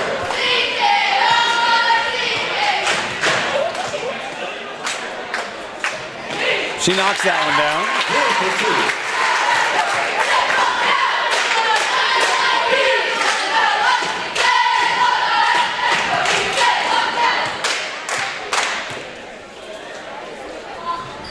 And gets the shooter's bounce on the second one. Both of them. Lady Bulldogs going to bring the ball across half court.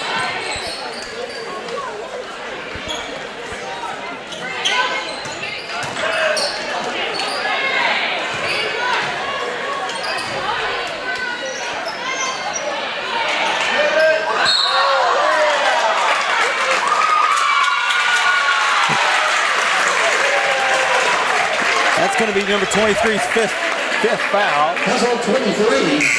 Sulphur. Mason Bennett, her 5th personal.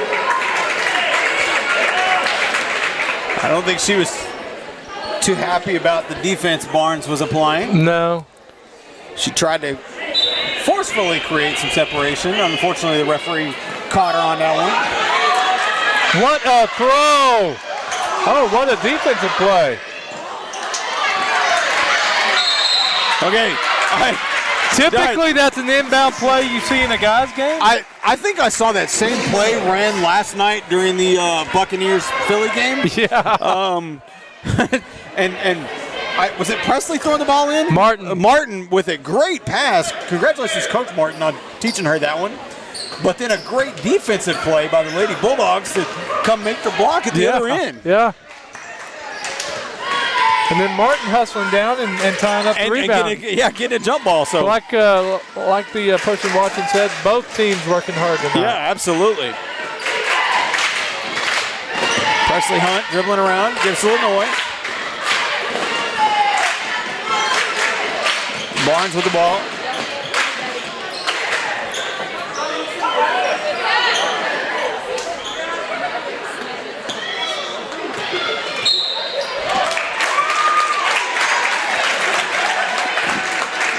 Call a blocking foul there. That'll send Shelby Courtney to the line.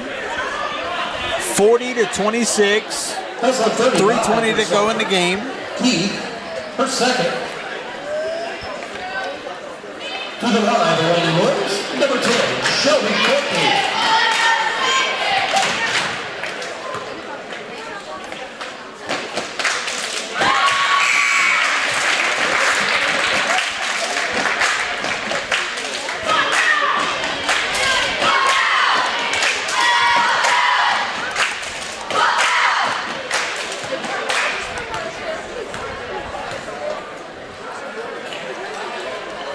Knocks down both of them. Wow, that was awesome.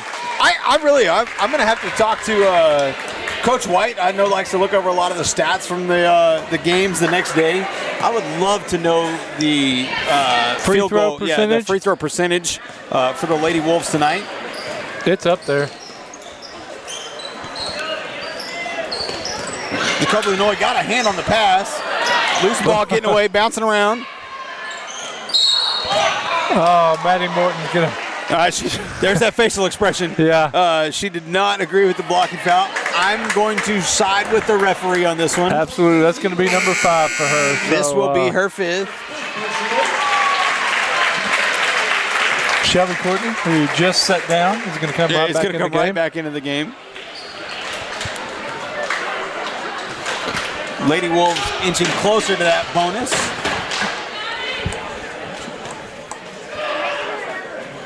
Well, excuse me. They're inching closer to putting Sulphur in the bonus. There you go. I knew what you meant, though. Yeah, you did. Knocks down the second. You're going to call a jump ball there. It'll go back to the Lady. Play by number 3 for number the Lady 3, she Bulldogs. attacked the inbound ball. Got her hands on it. It's going to be their ball. They got the up. possession arrow. 3:01 to go in the game.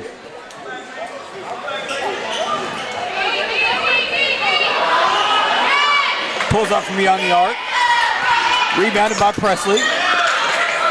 She's looking for somebody to get the ball to. Let's see what they're going to call here.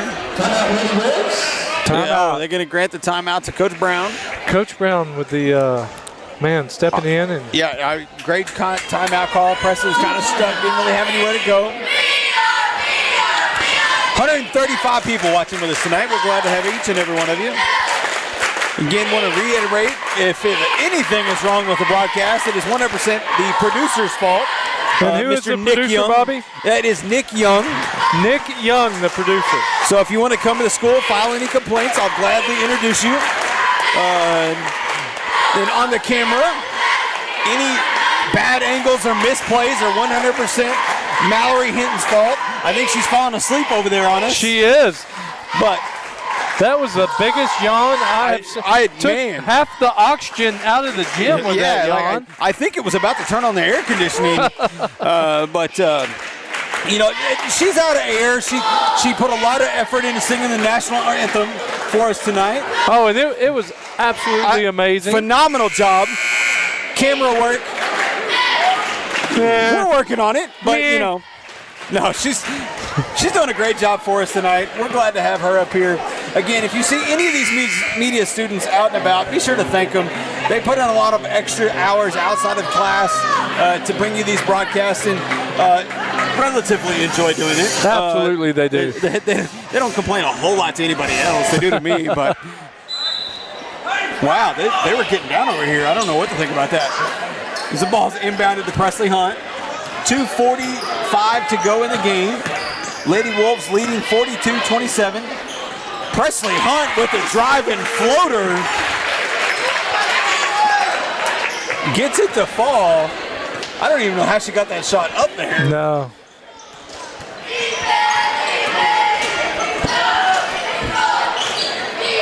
Lady Bulldogs trying to work the ball inside. Blocked by Barnes. Put up. Rebounded by Barnes. Jump ball. Possession arrow will be for the Lady Wolves.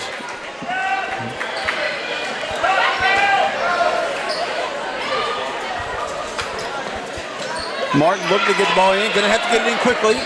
Does get it to Hunt.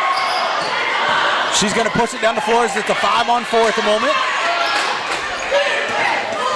Good hustle by number 10 for the Lady Bulldogs to get back.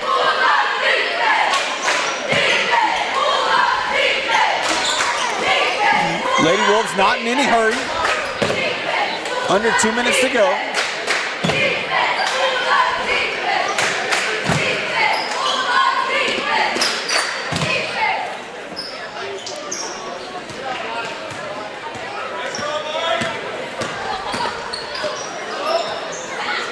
Lenoy can't quite get it to fall. Gets ball, rebounded, kick out to Martin. Rebounded by Barnes. Ball's kind of all over the place. Ends up being snatched up by the Lady Bulldogs, going the other way.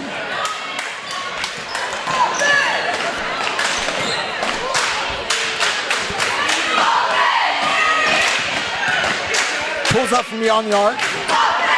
Misses. Fight for the rebound.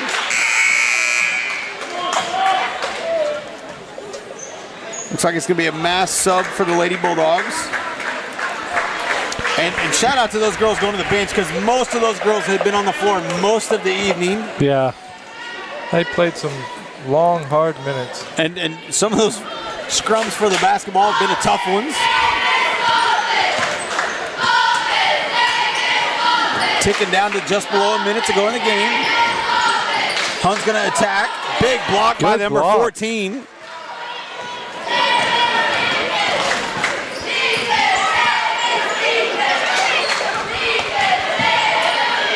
Blocked there by Courtney. Rebounded, given to Lenoy.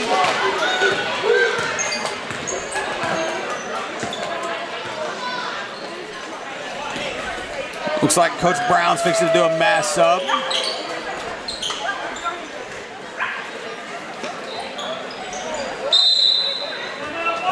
Gonna call a timeout there to do just that.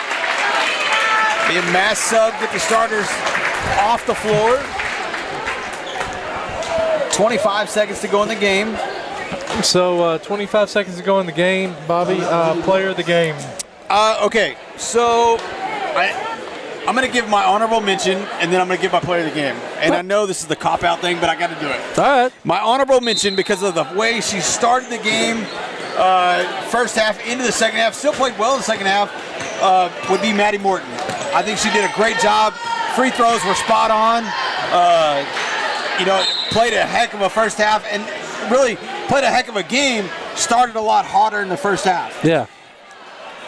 I'm going to have to do the cop-out thing. I'm going to go with the, as we talked about her earlier in the broadcast, the facilitator, the quarterback of this team, Jacoby Lenoy. The way she facilitated in the first half, and then in the second half, she got herself to the line, knocked the free throws down. I got to go with Jacoby Lenoy. I wouldn't call it a cop-out, because Jacoby was on point tonight with her passes. I would be in agreement with you. She's definitely the player of the game. She came out, made a lot of great passes. They didn't get them in off the glass, But man, she saw the lane. She got the ball there. She did what she needed to give her teammates the possibility, the option, the opportunities. And my honorable mention would probably have to be with Kinsley. And the reason being is she was on the court way more minutes tonight than she normally would be. Yeah, absolutely. And she ended the game, I think, with 1 foul. Which is unheard of for Kinsley Barnes. Yeah, I think she did a lot of things that we didn't see. So, there you go. Yeah, absolutely. So congratulations, Jacob Illinois, WOF the house player of the game. We're going to take a quick break as the boys get ready to warm up. We're going to be back here in just a minute for the Bedlam basketball. Davis versus Sulphur. It's always a good one. We'll be back.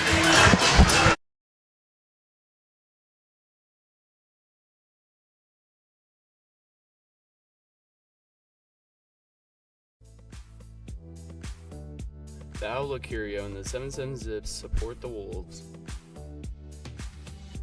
You can find special gifts in the Curio shop, or ride the zipline 717 feet up and 727 feet back down, above the 77-foot Turner Falls.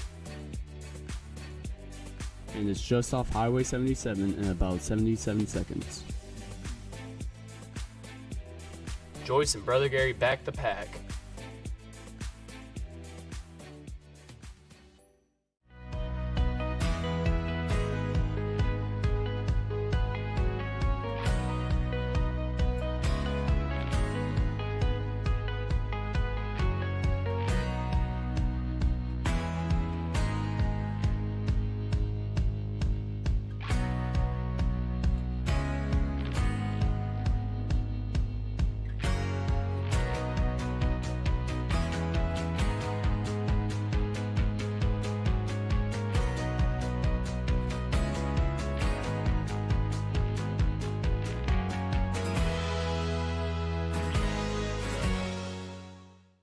Robert York with York Janitorial Supplies and Equipment in Pauls Valley, Oklahoma. We're a veteran-owned and community-driven facility supplies company with a full line of towel, tissue, cleaning chemicals, safety, nitriles, to name a few. And last but not least, we've got a full line of equipment from scrubbers, ride-ons, chariots, sweepers, to name a few.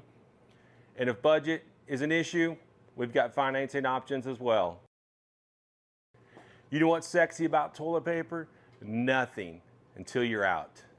When you're out, give us a shout. York Janitorial Supplies and Equipment, 405-331-0916, and ask for Robert.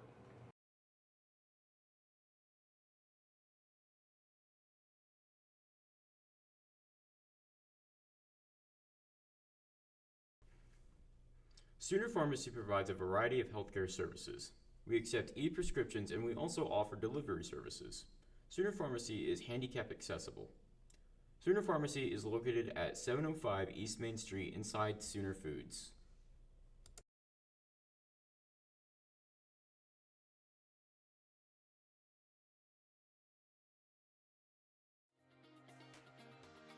Physical Therapy Central offers the best physical therapy care, with 2 board-certified orthopedic specialists and 1 therapist who is a certified concussion and vestibular specialist.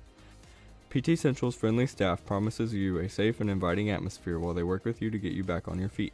Regardless of the injury, PT Central will have you back to moving again and feeling better than ever. Physical Therapy Central, serving Davis since 2011. Let us get you back to work, back to play, back to life. Welcome to Uptown Formal. We have a wide selection of dresses and suits that you can rent for any special occasion. We also have a variety of bows and bow ties available to go with your choice of wear. There are multiple dressing rooms where you can get a feel for the clothing you are trying on.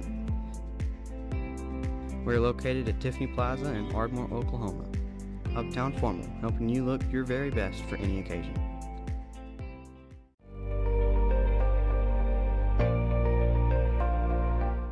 Here at Hilltop Animal Health Center, our doors are always open for your animals. From your friendly pets to your large livestock, we are always happy to help. For more information, give us a call at 580-622-4088 Or stop by and visit us at 5115 State Highway 7 in between Davis and Sulphur.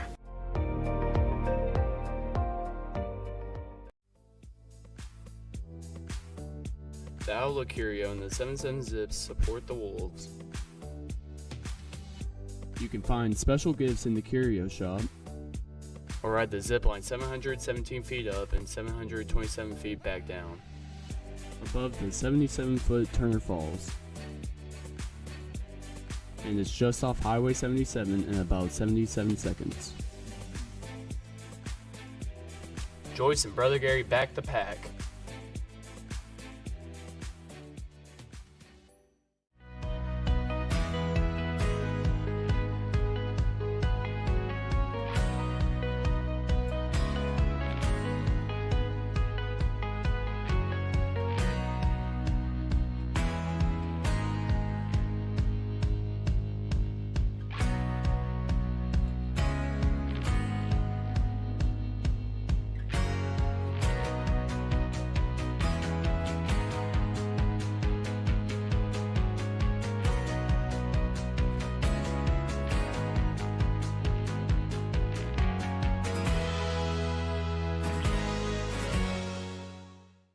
Robert York with York Janitorial Supplies and Equipment in Pauls Valley, Oklahoma. We're a veteran-owned and community-driven facility supplies company with a full line of towel, tissue, cleaning chemicals, safety, nitriles, to name a few. And last but not least, we've got a full line of equipment from scrubbers, ride-ons, chariots, sweepers, to name a few. And if budget is an issue, we've got financing options as well. You know what's sexy about toilet paper? Nothing until you're out. When you're out, give us a shout. York Janitorial Supplies and Equipment, 405-331-0916, and ask for Robert.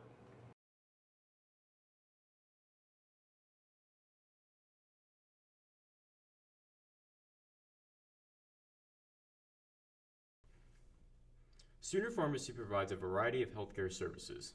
We accept e-prescriptions and we also offer delivery services. Sooner Pharmacy is handicap accessible. Sooner Pharmacy is located at 705 East Main Street inside Sooner Foods.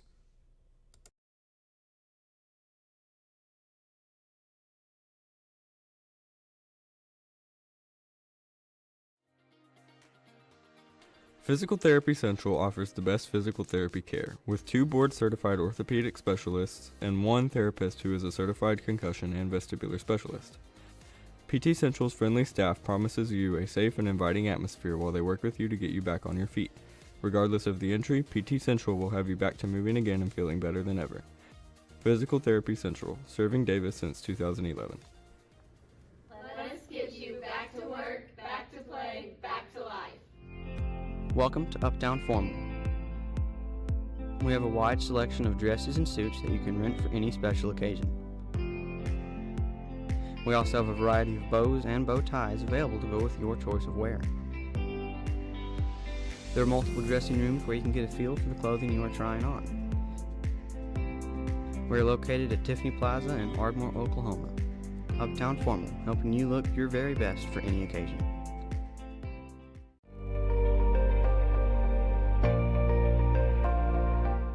Here at Hilltop Animal Health Center, our doors are always open for your animals. From your friendly pets to your large livestock, we are always happy to help. For more information, give us a call at 580-622-4088 or stop by and visit us at 5115 State Highway 7 in between Davis and Sulphur.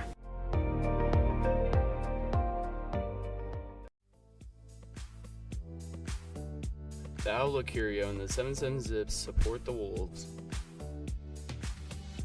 You can find special gifts in the Curio Shop, or ride the zip line 717 feet up and 727 feet back down, above the 77-foot Turner Falls. And it's just off Highway 77 in about 77 seconds. Joyce and Brother Gary back the pack.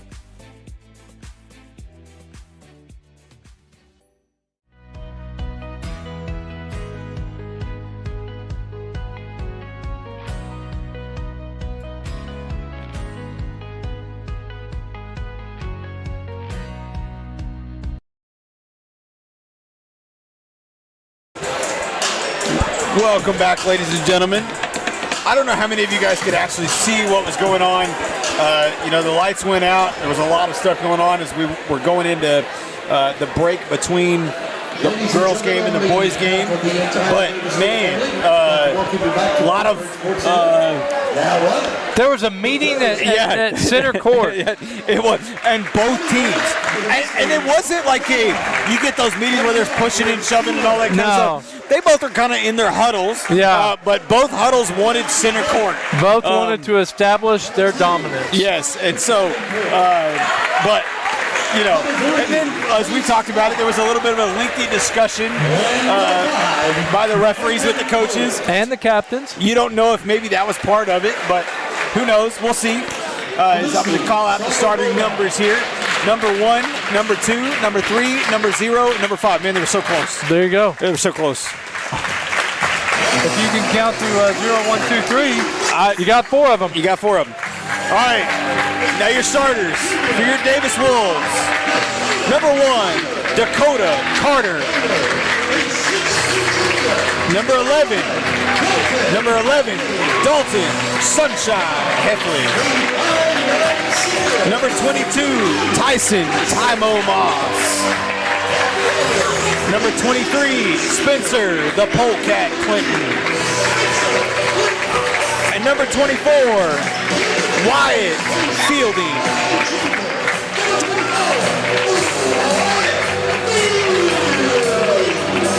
Again, Mr. made so much better at that than me. Yeah. It's the experience. And so the two that met at center court are the two that meet at center court once again. Yeah, I mean, it's only fitting, right? Yeah. It's Bedlam, rivalry. You're only 7 miles apart. An appropriate song to start this game with. Yes, it is.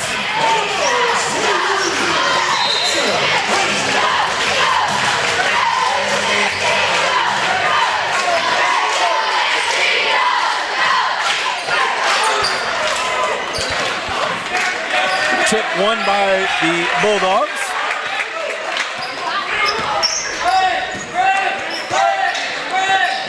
They start working the ball through the high post just as the Lady Bulldogs did.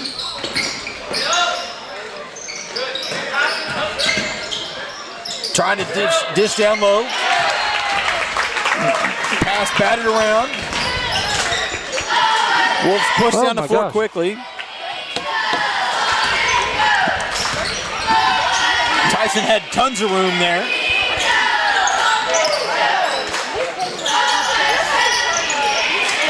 Good cut. Nice looking play. Great job by Spencer. Easy layup off. And I'm sorry, I happened to look down at my phone to see how many people we had watching at the same time. Who made that pass, Chad? I missed it. Oh, wow. I just saw Spencer catch it.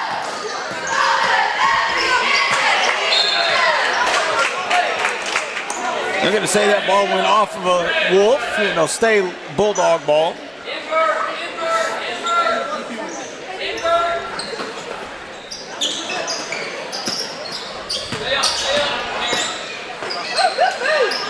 Good move there by Sulphur. Rebounded. Can't get a second chance. Able to ricochet the ball off of Dalton. Out of bounds, so it'll stay with the Bulldogs. And we're going to have to block out and prevent those second and third chances. You can't give those second and third chances. That not in this kind of game. In most games, that gets you beat. Usually the controller of the boards is who wins the ball game. Short on the three-pointer. Give it to Tyson to bring the ball down the floor.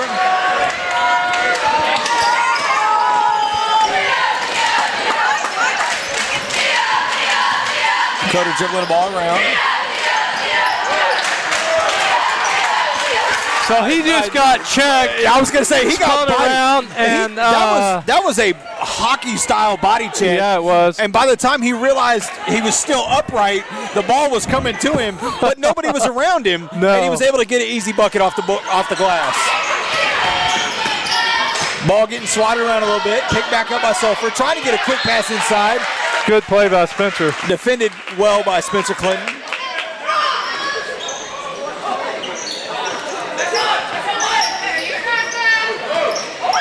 Good play by Tyson Moss. Tyson showing his athletic ability to get up and knock that ball down.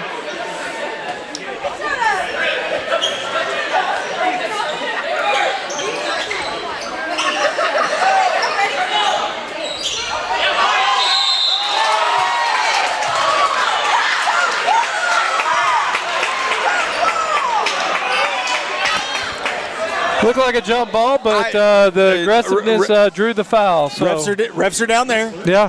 Got a better look at it than we do. Number 1. But they do call it a foul against Wyatt. It'll be his first, team first.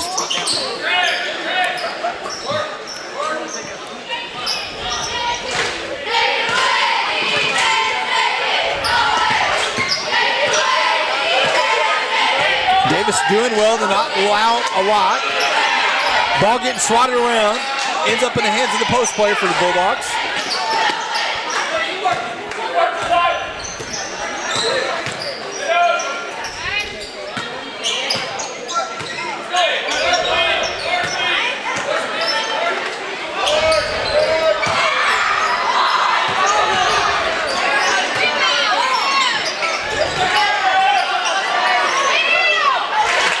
Good post move there.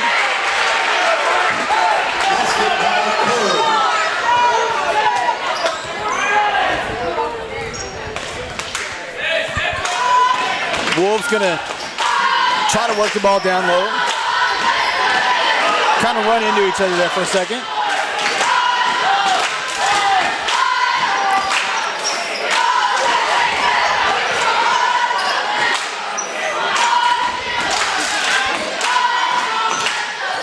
Tyson driving. There's a foul. That's going to be a foul there. A bit of a push. Chad, we got a special guest up here real quick. We're going to talk to our girls player of the game real quick. Oh, absolutely. Let me hand off my headset. Real quick. We got to get her in here quick because she's got another job to go do. Jacob, Illinois. I'm glad to have you up here. We haven't had you up here this yet. Nope. So great to have you up here. We talked about it a little bit during we call him Dr. Mapes. Dr. Mapes said you were kind of the quarterback, the unsung hero of the Lady Wolves, that you don't do a lot of this point scoring, but you facilitate so well. We talked about it, and then you did just that in that game. Between that and the free throws, man, how does it feel to, you guys are getting hot, getting ready to go play in a big tournament. What do you think about tonight's game? I think we did really good as a team. We came together and we just played together throughout the whole game, and we just kept our lead the whole time, and we didn't let them come back. And we worked really good as a team. Yeah, you guys played well. You've thrown that word team out there again. You're facilitating well. You like to get everybody the ball. It's a great job. I love to watch you play as a point guard. Congratulations on the win tonight. Congratulations on being tonight's player of the game. Thank you. I know you got to run quick because you got to go cheer for them for the boys. So we're going to get back to this boys game, but thanks for coming up here and talking for a minute. Thank you. Welcome.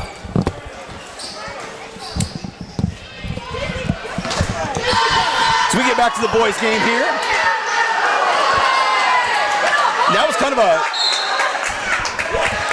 of an awkward rebound there. Yeah, this is a physical game. Braxton Griffin now on the floor. Tyson Moss went to go have a breather for a minute, but Braxton and one of the Bulldogs went up for the ball. Both had it and tried to come down with it. But neither one of them came down with it, and they both ended up on the floor. Pulls up from beyond the arc, short.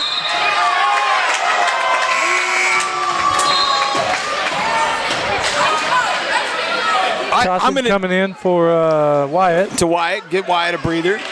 I'm going to disagree with the crowd on that one. I don't believe it was actually an air ball. I think he caught the front of the rim, but it was short. That crowd's into it tonight. Yeah, they are.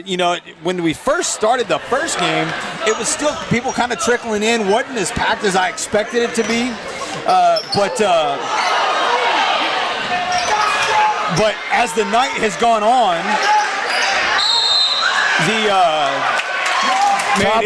jump ball. It's going to be Wolf possession. Yeah, it's gotten louder and crazier and more full in here.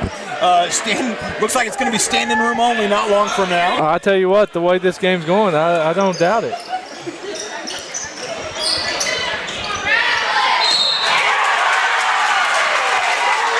Braxton Griffin with the hard to the basket layup, gets the foul, goes to the line. A little bit of chippiness already, kind of. You see, now we talked about it during the girls' game. The referees did well, kind of set the tone for the game. We don't want to see this one get. There's a lot of physicality that's already going on. We don't want to see it getting out of hand where we have to pull it back, because we all know this game can get out of hand quickly if they let it.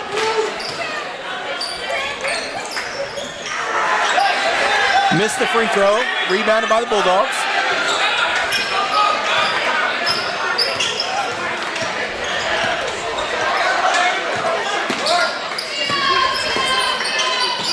Trying to give down low. Anxious to see who they're going to call that on. I think it's going to be Sunshine. It is going to be on 11. His first, team third.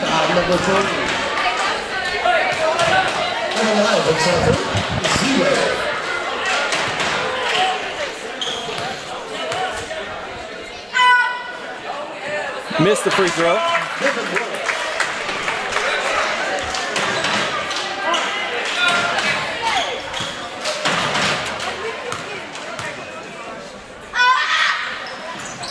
Off the front of the rim. Rebounded by the Bulldogs. Good Big block by Dalton Heffley. I'm going to say there was some emotion in that block. Some motion in the block, because he caught a couple of he caught an elbow and a forearm as the young man was driving the basket. But man, emotion we are not typical from seeing from Sunshine. No. I tell you what, though, they're going to have to block out number 2 from Sulphur, because that young man is getting some rebounds. They're going to call a pushing foul.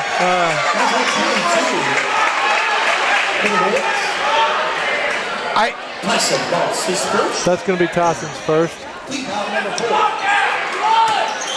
Okay. Inbound goes to number 0. Easy bucket off the glass. Makes it a 6-4 ball game. Just over 2 minutes to go in the first period.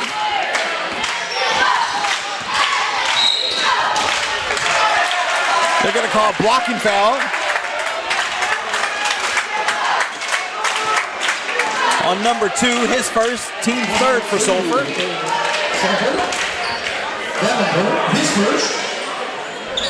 Team foul number 3.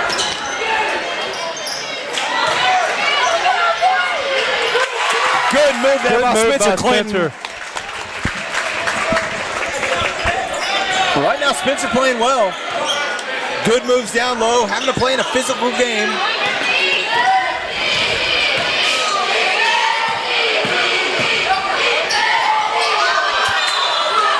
Jump ball there. I expected a foul call, but we get the jump ball call. I was expecting a walking call. It didn't look like it ever left his hands, but again, Spencer going to take a seat, fielding into the game. Number 2 for Sulphur's out, and in comes number 3.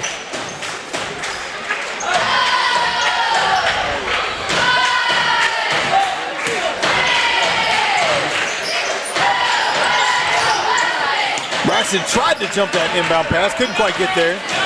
Sulphur gets the ball at the top of the key.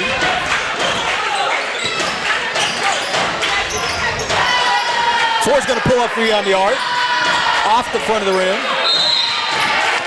Going to get a quick reaching foul on number 3. That's on 3 for Sulphur. Takes time this second. Team foul number 4. Good. That's the second foul on number 3, 4th team foul. So both teams now sitting where they would go into the bonus on the next foul.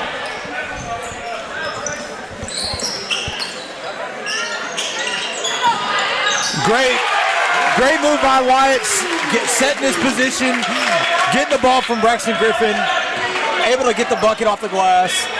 It's exactly what you want to draw for your big guys.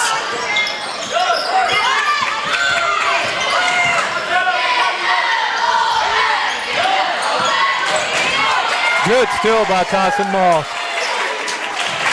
Man, he just came in and picked his pocket. Yeah, picked the pocket.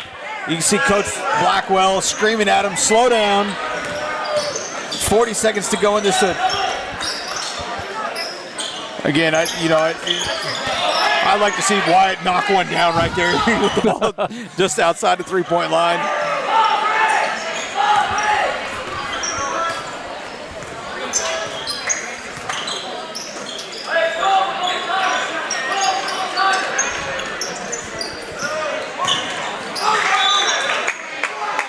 You say that's off Sulphur. 20 seconds to go. 22 in for Sulphur. Waiting to see. Looks like number 3 going to go have a seat.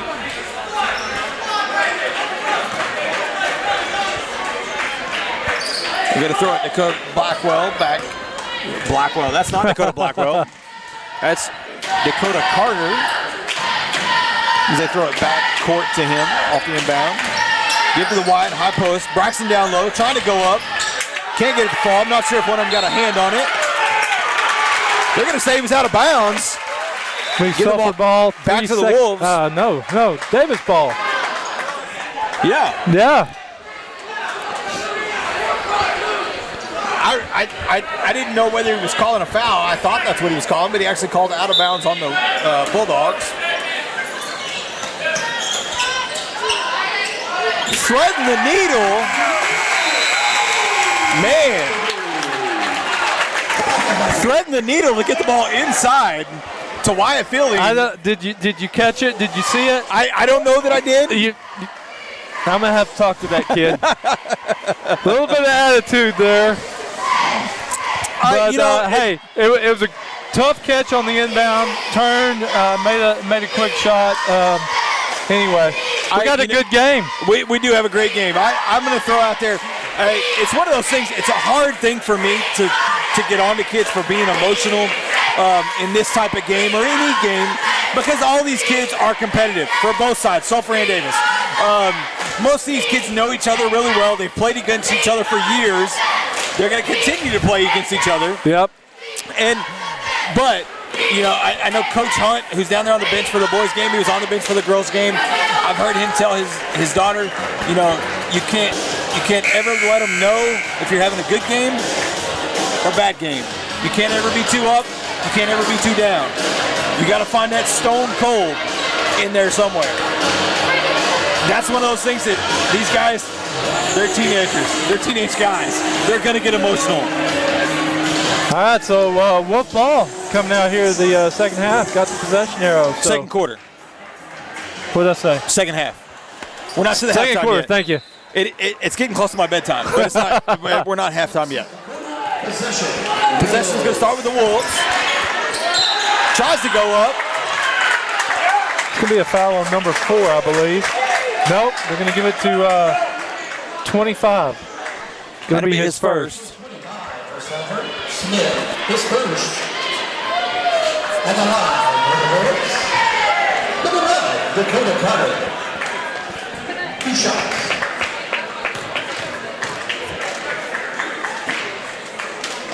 Hey, misses the first. We don't have to be quiet when he's shooting. He can't hear us. I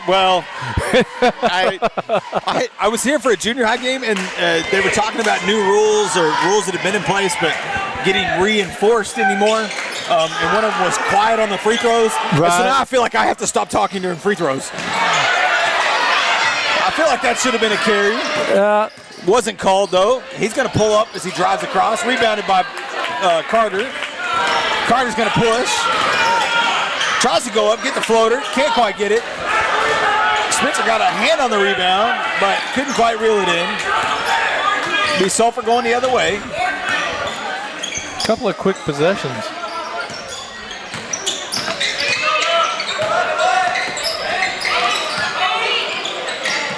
Ball bouncing around. I think Carter was the last one to touch it. Goes out of bounds. So, Chad, I don't know if you noticed, but Wyatt and Dakota, a little bit of a screen there. Yeah. They had to make a switch. And Sulphur thought they could get a easy possession for their big guy down low. or that their outside perimeter guy would be able to get around Wyatt real quickly. Yeah, and our team showed that you can't do that. Big block there by Carter. Got his own rebound, though. Does get the bucket. That young man's an athlete. Yes, he is. Carter's going to bring the ball across half court. Getting the call in from Coach Blackwell. And I would say Sulphur's going to set back in the zone. Kind of in a 2-3 zone. Yep. Mid-timeout, Blackwell. Now, I will say they're in a 2-3 zone, but kind of like we talked about Presley with the girls game, that defender on Dalton Heffley is right in his face. Yeah. Because if you watched any film on the Wolves at all, you know that kid's going to be a shooter. So you're wanting to deny him. Where that helps us is, though, especially like right now when we have Wyatt Fielding and Spencer Clinton on the floor, we got two big guys down that are playing like big guys that we can get the ball down there too and get easy buckets. Yeah, and I'll say the other night when they played in Wayne, Spencer and Wyatt really had good games. They were trying to play that zone, and so they were able to get the bucket inside, get some open looks, and get some good shots. You know, I'm glad you mentioned that game. I was actually in the office like the next day, and Coach White comes into the office and looks at me and says, "Man, you missed a game last night." And I was like, "Man, I hated that." And told me that Spencer and Wyatt combined for 41, where the other team only had 44. So yeah, it was a heck of a game by both those young men. So that to me shows we got two big post guys that can play and do anything you ask them to do, which is going to help as we get ready for the big postseason run. Again, right there, Wyatt trying to set himself. Spencer tried to kind of tip the ball back towards Wyatt. Ball gets away, goes back the other direction. I think the pass went just a little bit further, and so he was trying to get it back in. Wyatt was screening. The guy wasn't ready for the pass. Again, oscillating 2-4 on number one. That's going to be a hard matchup. That's what they're looking. They're wanting to get the ball where he in his hands. Wyatt playing it well, but unfortunately that young man is quite athletic.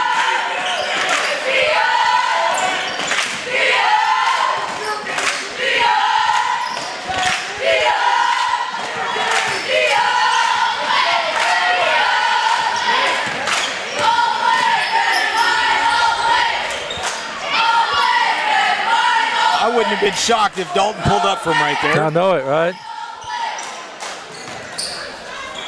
Wyatt at the high post. Drives hard, gets the foul. Good job there by Wyatt Fielding.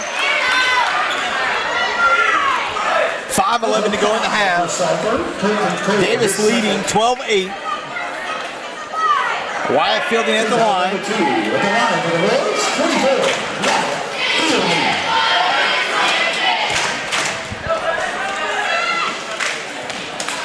In and out on the first one.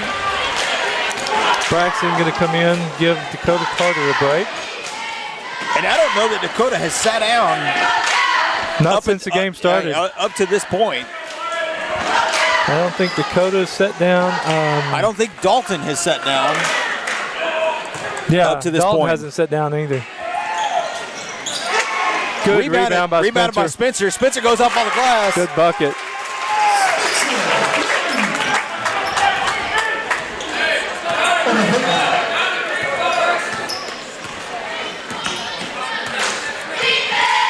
Davis going to stay in that man defense.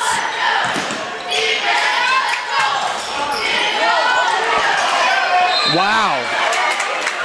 Came in, got his own rebound, and got another shot. And it wasn't like got his own rebound on the floor. He came up and tried to put back his own shot. And it would not be a big deal if his shot was down low in the paint somewhere. Right. But that was a mid-range that was on jumper. The perimeter. Yeah, that he pulled the trigger and had to come get his putback. Does get the foul, misses the first free throw. So I'd say whoever's guarding number 1 needs to block him out after he shoots. Well, you know, I saw it. We were playing a man defense there, but Braxton kind of let his man sink away from him and tried to sit back to help. But that young man is an athlete and was able to get around. Does get the second free throw to fall. Brings it to 14-9. Davis up.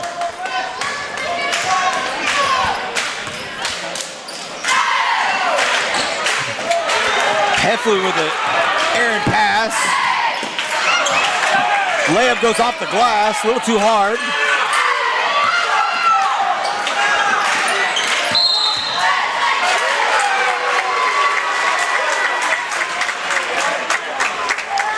They're going to call a walk there.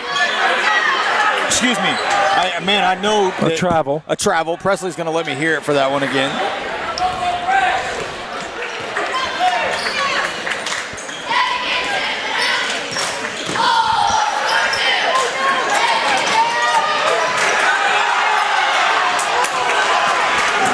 Sulphur steals the ball, goes back the other way. Pulls up from beyond the arc, off the front of the rim, rebounded by Clinton.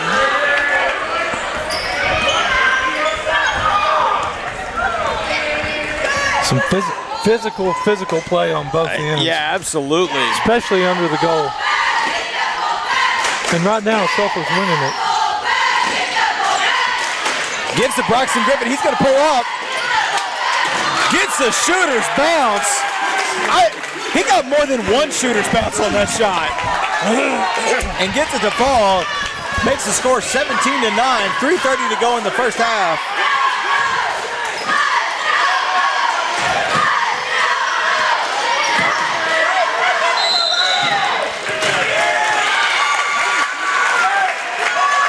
That's going to be 5 seconds. Okay, I was going to say. He didn't create enough separation to get the count to start over. Okay, so I couldn't see what he called, so I was a little confused there. I'm glad you were able to spot that one for me. It'll be Davis ball going the other way. 3:12 to go in the first half. Trying to work the ball around, gives it down to Spencer Clinton, loses it, but gets it back. Misses the putback. Sulphur rebounds, goes the other way.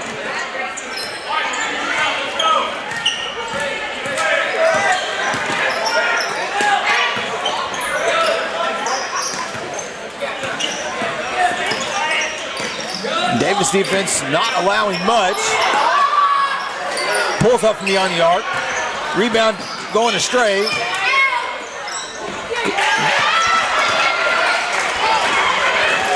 Wow. I was just trying. Great awareness. Great awareness by everybody on that play. I think it touched everybody's hands.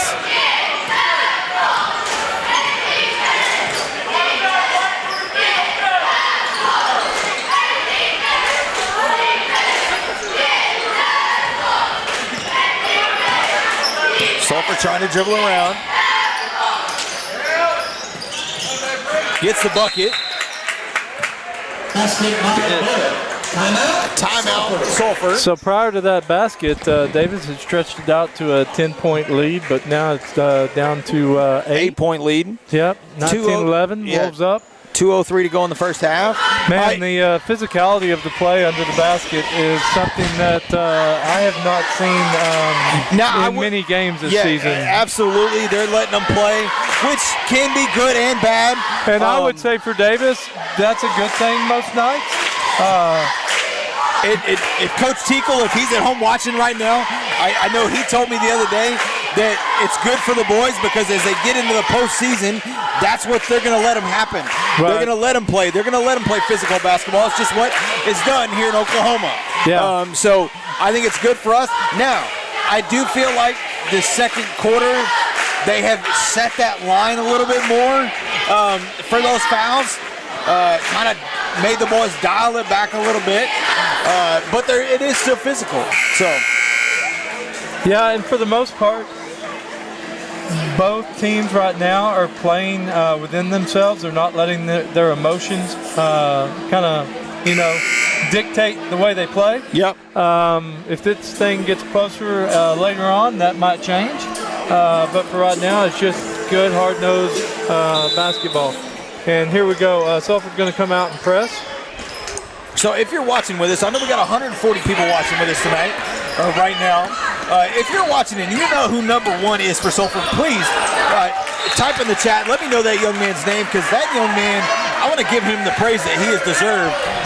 He right now, he's kind of carrying the Bulldogs on his back with his athleticism and shot creating ability. Yeah. Sulphur going to bring the ball across the floor. Number 1 with the ball. Spencer, almost had a steal there.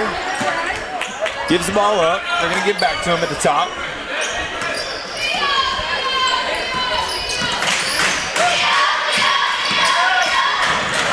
Dakota Carter, I think, got a hand on the ball.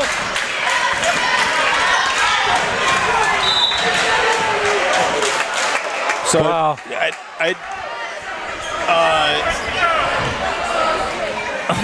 I don't even know what the word to use is, but typically you see at least one call there, either a charge or a block, but neither call made that there. Just goes out of bounds. Inbounded by Davis. Couldn't quite get a good look at it. Braxton does get it off the front rim. That ball's going to go, tried to force it down low, go off of, I believe it was Spencer. Yeah, quick goes hands out of by bounds. Spencer, deflect the pass. So House of Tudes, thank you for coming in. Bridge Barrett is number 1. Big block there by Dalton Heffley. Goes out of bounds. So again, number 1, Bridge Barrett for Sulphur, kind of carrying the Bulldogs on his back right now. His ability to create shots in such small space, and he does it just right there. Gets an open look from 3 and knocks it down.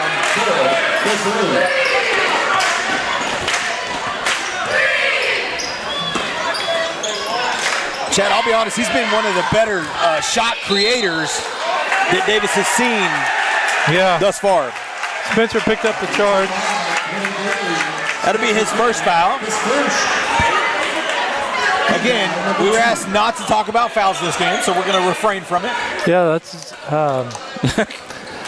been a half. As difficult as it is for us. Shot goes off the back of the rim, rebounded by Griffin. Griffin going to bring the ball up court, gets stopped there.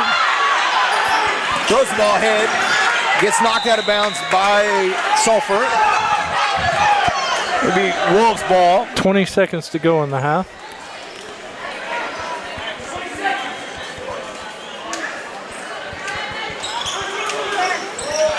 Ball gets thrown into Sunshine. Sunshine pulls up from the free throw line, knocks it down. Nice floater. 12 seconds to go on the clock.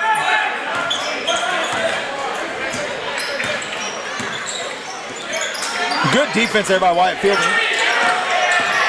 Number 4 going to try to pull up. I don't know that Wyatt got a hand on it, but he might have got a fingertip or something, but man, he's lucky. Yeah, well, he was swinging for the fences. Yeah, he was. That was an Aaron Judge type swing for my baseball fans out there. With that being said, we're going to go into halftime. I'm waiting to find out if we're going to have a special guest here in just a moment. It looks like they're making their way up here, so we're going to take a quick break real quick, and then we'll be back with our special guest in just a moment.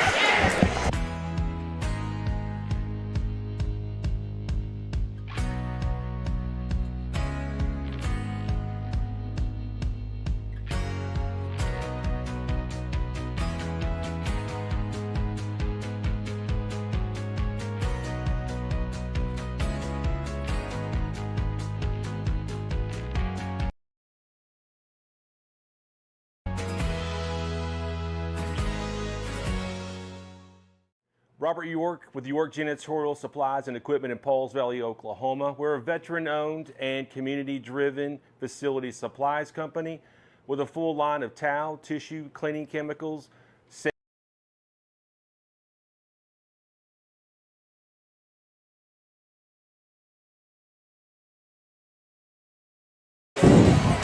Welcome back, ladies and gentlemen. We have a special guest up here who is a big part of this game in a whole, not just for one side or the other. Mr. Ryan Eves, who, Mr. Reeves, I'll let you introduce yourself. Well, thank you. My name's Ryan Eves. I'm from Atoka. Hoping to earn everyone's support. June 18th is the primary for the Oklahoma House of Representatives, District 22. District 22 covers Atoka, Tishomingo, Davis, Sulphur. I'm just out here. I love basketball. I want to thank Mark Mooring, superintendent here at Davis. I also want to thank Matt Holder, superintendent at Sulphur. I've got great relationships with them. Both of them know me well, and they've allowed me to run ads on the scoreboard here. I came over tonight. Both of them were happy to let us sponsor some plastic cups through the concession stand. So, I hope everybody that came tonight went to the concession stand, support the team, and get a cup that's got my name on it. Everybody's going to get tired of seeing my name for too long, but that comes with the territory of running for an office, right? We all know that. Now, the seat you were running for, correct if I'm wrong, is that McCall's seat? Yes, sir. So we've been pretty lucky, since 2012 that Charles McCall has been our representative at the state capitol. I've known Charles a long time, and it's been something that have had a desire to do. Like I said, we've been blessed to have good representation in the Capitol building, and I just want to continue that. Can't do it without everyone's support. So I've been lucky enough to get to meet a lot of people over here. Davis, Sulphur have welcomed me like a long-lost son. I want to thank everyone in this community for that. And like I said, I just look forward to, doing my part to protect the conservative values that District 22 represents. Well, we appreciate, that's, it's always good to have people who are willing to take on that responsibility to run for office. It's not an easy job to trying to represent all the people around here. You're trying to represent all people from all classes, all ways of life. So thank you for your desire to go do that and step out. So you said you like basketball. What do you think of the game so far? It's a good game so far, I'll tell you. So I'll give you a little background. I actually played college basketball. I was an All-Stater at Atoka.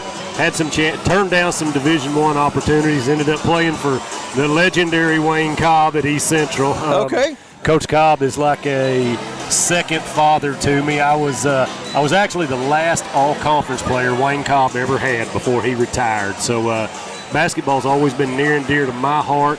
My son now graduated Atoka last year. He's actually playing college basketball at NSU in Tahlequah for Coach Havens. This game in particular, it's a good game. I like the fact that referees are not blowing their whistle too much. We've talked about that a little bit in our game. A former basketball coach at the high school told me the other day that as you get into the postseason for basketball, they tend to let them play a little bit more here in Oklahoma. They don't swallow the whistle, but it's a little more physical than some other places. We have talked about that. Well, and I'll tell you, like I said, listen, we can go down a rabbit hole here because I can start talking basketball for a long time because it is just I actually been pretty lucky business-wise to where I've been able to do some things. So last 7-8 years, I've actually coached some travel teams on different prep hoop circuits and stuff. It's just a love of mine. I take a lot of enjoyment out of watching kids develop in a basketball. Basketball did so much for me individually that I've always enjoyed it.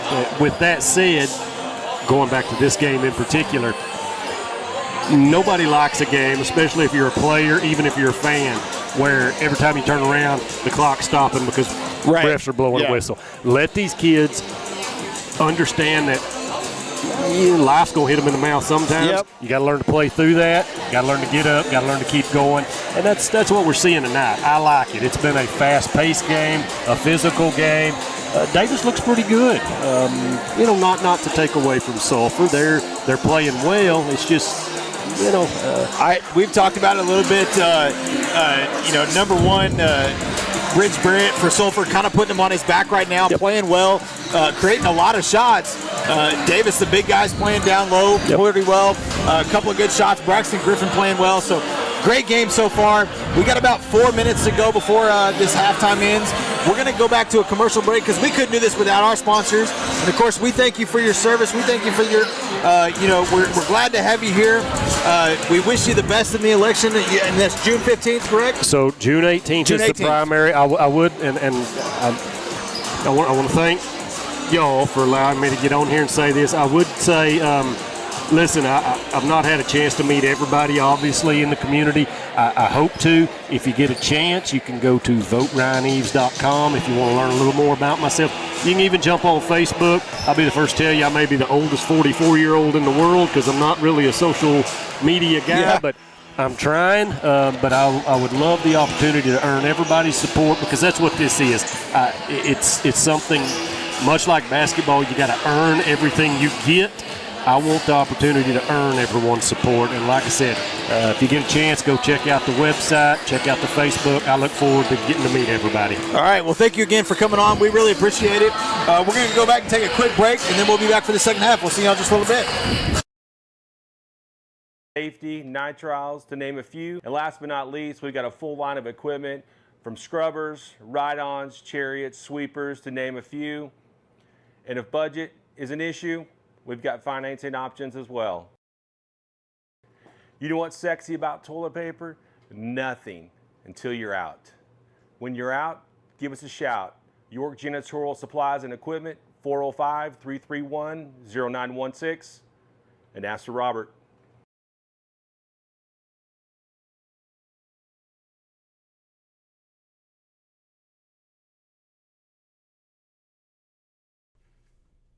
Sooner Pharmacy provides a variety of healthcare services. We accept e-prescriptions and we also offer delivery services. Sooner Pharmacy is handicap accessible. Sooner Pharmacy is located at 705 East Main Street inside Sooner Foods.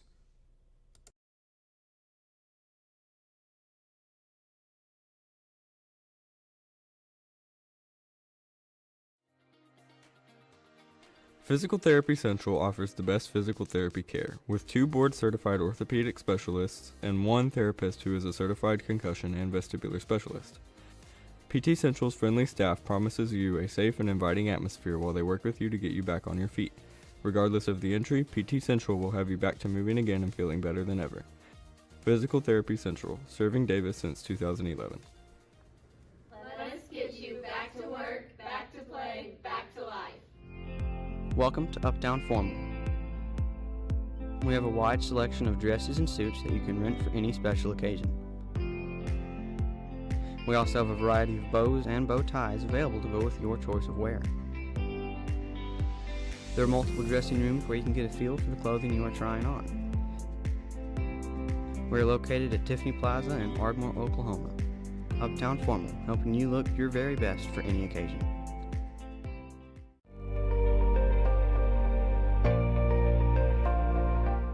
Here at Hilltop Animal Health Center, our doors are always open for your animals.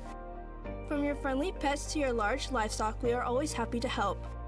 For more information, give us a call at 580-622-4088 or stop by and visit us at 5115 State Highway 7 in between Davis and Sulphur.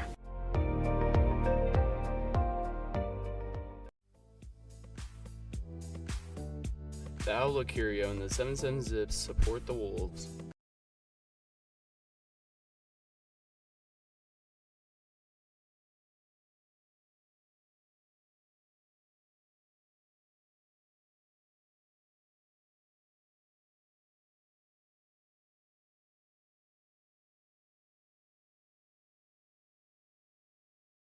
Into fielding. Out to Carter. Back into fielding.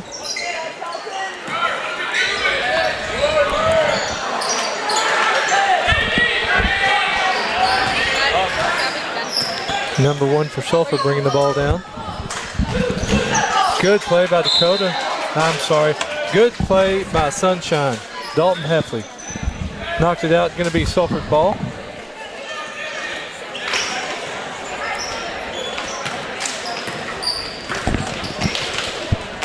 Man, having to regain my air.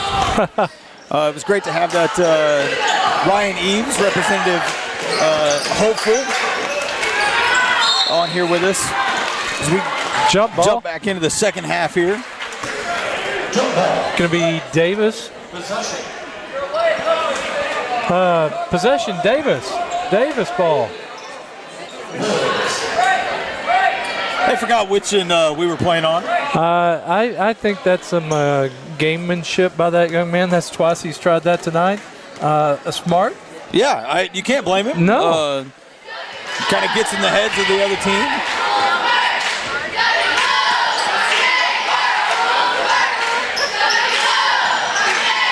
Wyatt looking for somewhere to dish the ball.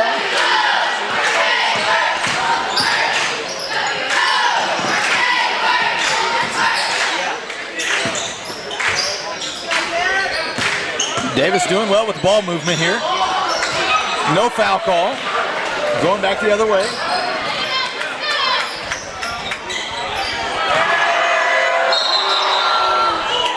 I'm going to say he was out of bounds.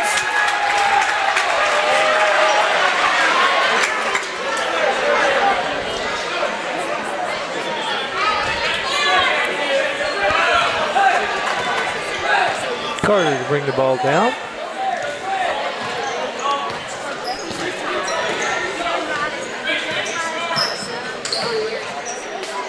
Dalton Heffley pulls up, knocks it down from beyond the arc, puts it back to a double-digit game. And just under 6 minutes to go in the third quarter.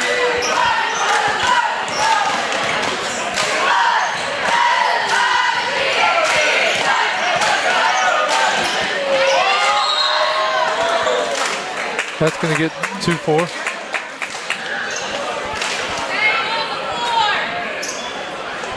That's going to be his second.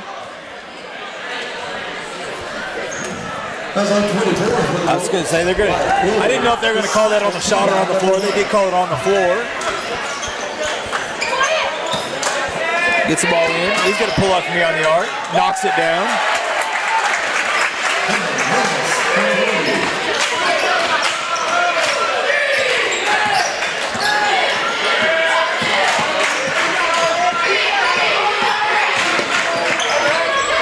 Tyson loses the ball.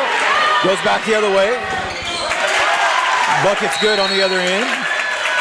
Coach Blackwell with a quick timeout. That's going to cut it to a 5-point lead. You know, just like we saw in the girls' game, you got to kind of call those timeouts in those situations where you need to stop the momentum, kind of reset. Davis didn't go into a drought. I mean, no. Sunshine made that last week. Outside of that one, lost ball there by Tyson. It's picked up by Sulphur going the other way. You know, it's been a back and forth half thus far. It's only a couple minutes in. I think it's a wise timeout, quick timeout. Let them regain their composure a little bit and get gathered back up and come back on the floor.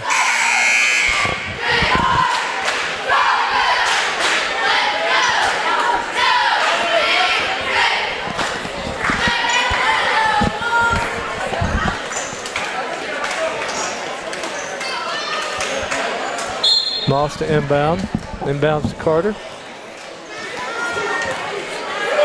And I think Sulphur's found something that works on the offensive side. I look for him to keep doing that, trying to isolate a big man on that point guard. Yep.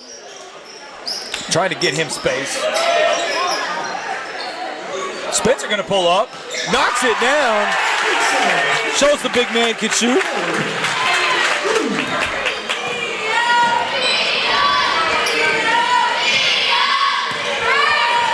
Dakota Carter got a hand on that one. Spencer's going to go off on a fast break. Gives to Carter. Carter loses it. They're going to say Carter was out of bounds when he touched the ball, so it'll go back to the Bulldogs. And what they do, they came right down the court and tried that isolation once again. Yep. But it was a quick hand there by Carter to kind of got that ball out of place for the point guard, for Barrett, and force the turnover. Here we come again with a high screen.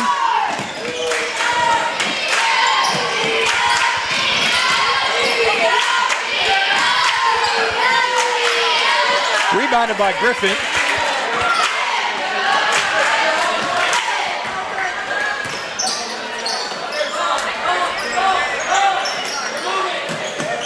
Spencer Clinton gives to Carter.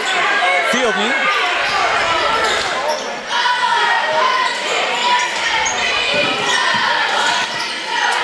Tried to give to Sunshine, couldn't quite get it there. Stolen by Griffin, but then lost. Timeout by Sulphur.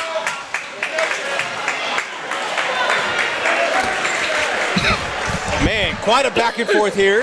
27-19, 4:01 to go in the third period. I'm going to give a quick shout out to, we had a production member running the camera that had to leave, but former media member Juliana Bucio has stepped in to fill in for the camera. We thank her for her service. Absolutely. So if anything's wrong with the camera, it's 100% her fault. No, I'm just kidding. Thank you to her for help filling in.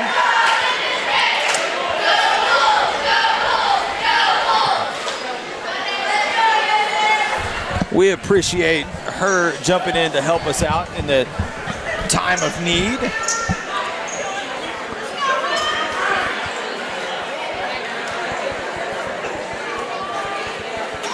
Looks like the ball's going to be on the baseline.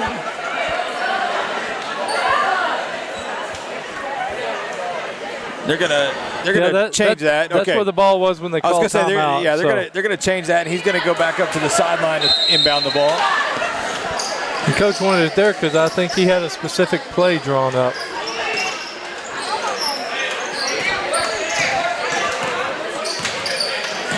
Carter does get a hand on the ball, goes out of bounds though.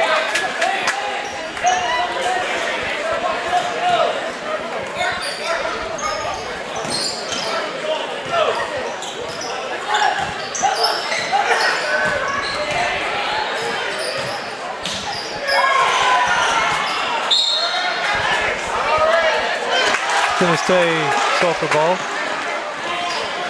A lot of bodies on the floor tonight. Yeah. There's going to be some bruises and inbounds to 0. Just gets the ball up and in.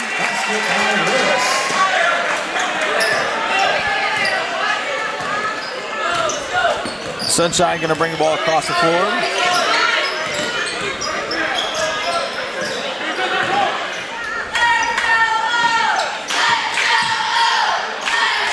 Tried to look for that baseline cut by Wyatt. Griffin can't quite get the roll.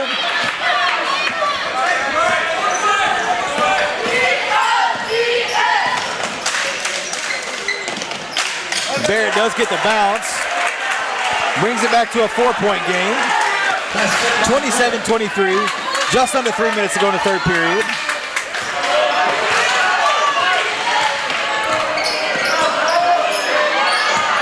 Clinton gives to Wyatt, to Griffin.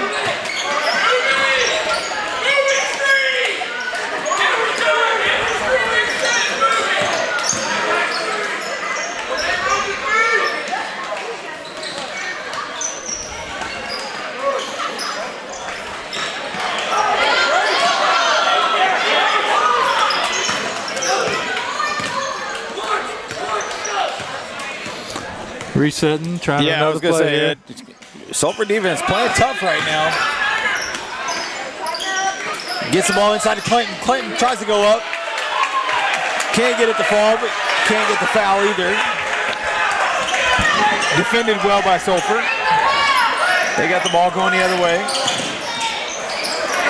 Carter gets a hand on it. Ball's on the floor. What? Wow. I didn't see that. I think he could have called that a couple of possessions, half possessions, quarter possessions ago. But anyway, Sulphur ball, quick inbound.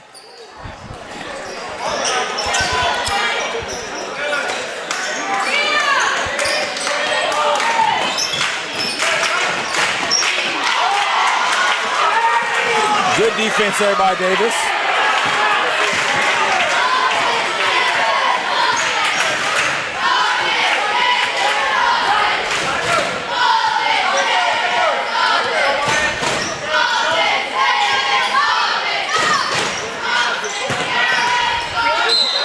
Spencer Spencer gets kind of tripped up there.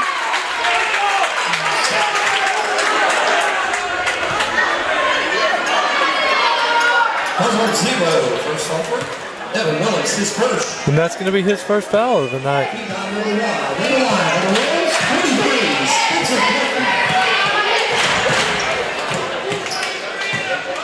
Sure what? 2-4 is bleeding again, so he's going to have to go off the court real quick and get wrapped up.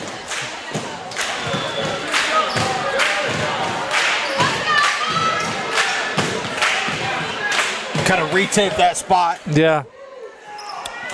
As Spencer shoots the first one, does make it.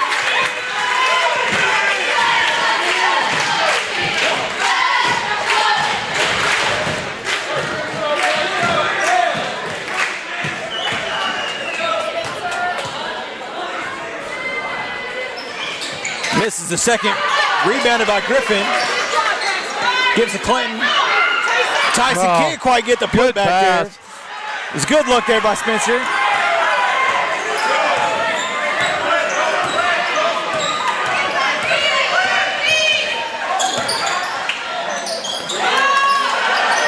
Pulls up, miss, scrum for the ball.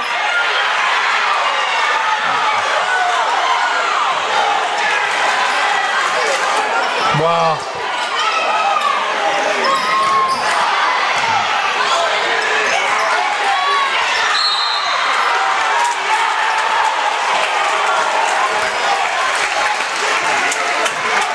They're going to call that on number 1, Barrett. That's going to be his first of the night. After that little interaction, last 30 seconds, I think the referees are going to have to kind of get some restraint on what's going on. I'm okay with the physicality, but there's got to be a line.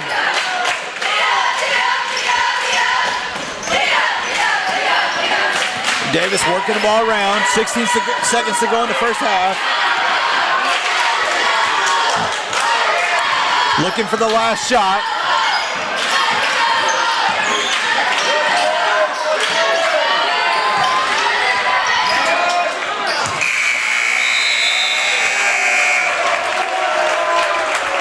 So, wow.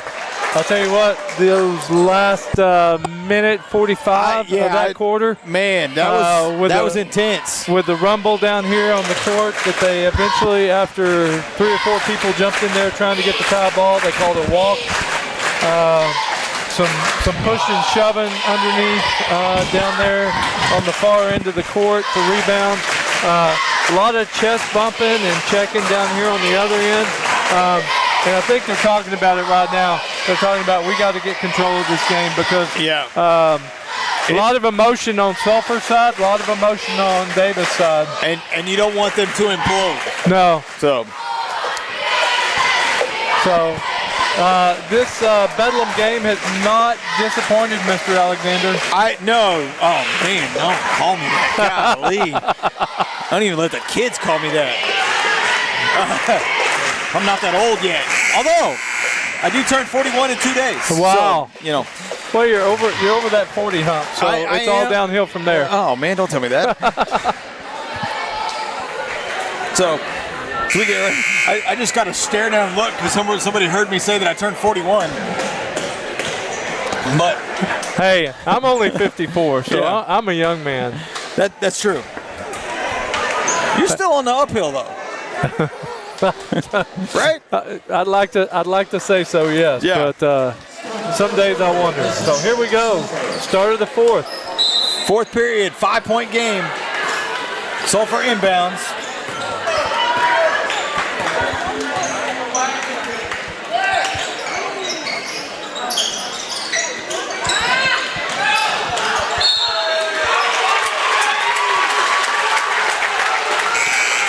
Their coach wanted a foul call there. I don't know what exactly happened, but ball went out of bounds. It'll be Davis ball.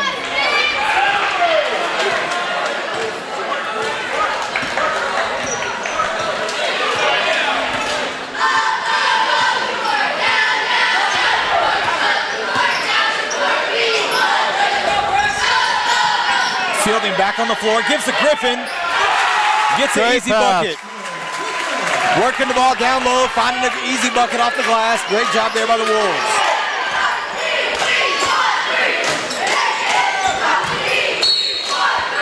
They call a foul there on 24, Wyatt Fielding. That's going to be his third. Number 1.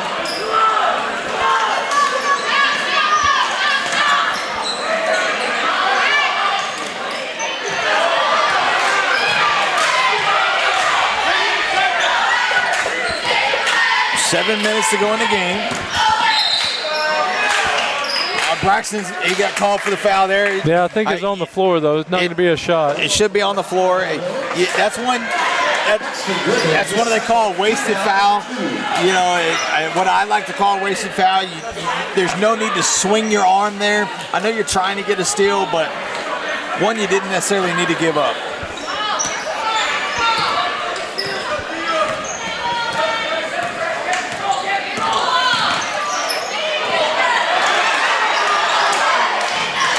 Three-pointer goes off the mark.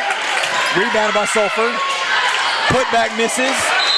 Third chance misses, but they do get a foul call.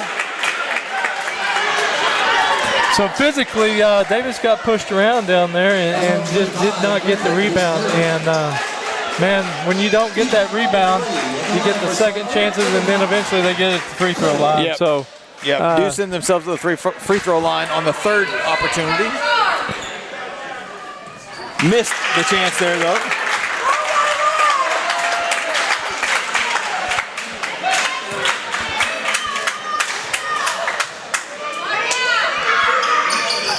Missed that one, rebounded by Carter. So luckily the free throws don't hurt Davis so far. Carter to Spencer. Spencer trying to get the ball back in, doesn't get it to Carter. Working the ball around. Sunshine thought about it. Out of bounds on Carter. A little too close to the baseline there.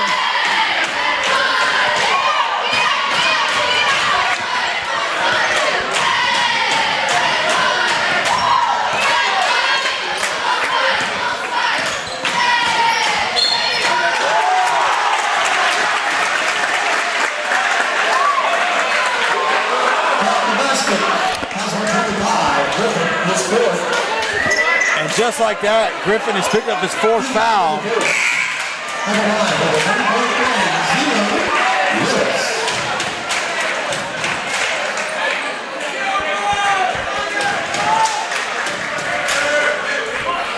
Wyatt Fielding comes back onto the floor. He makes this, it'll be a 4-point lead. He does get it. Looks like they're going to apply some pressure.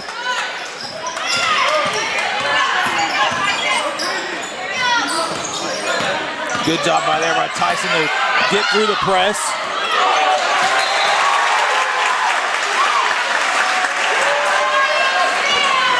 Davis going to need to get their composure. Yeah, you could see Coach Blackwell telling Dakota there, slow down. And Dakota was telling him, I had two guys on me. Yeah, you know, and when they're coming at you that fast, you got to make a decision quick. So you just get caught up in it. But Coach Blackwell calls a timeout there, trying to kind of settle his team down. Just under 6 minutes to go in the quarter, or in the game, excuse me. Yeah, and so I don't know if you remember last year, Bobby, since you are getting closer to 41. Yeah. But Davis held the lead the better part of the game.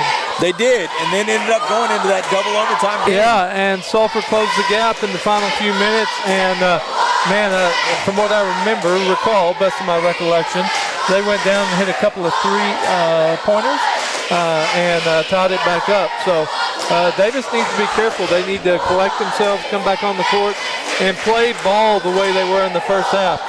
They're not playing to win. They're playing not to lose right now. I 100% agree. And it's been that way the whole second half. Yeah. So, you know, I think that's one thing you can't do You can't regress from what you are. No. You've got to stay true to who you are and what team you are, your style of offense, your style of defense, and you know, bank on that to get you the win. It's what's got you this far into the game with the lead.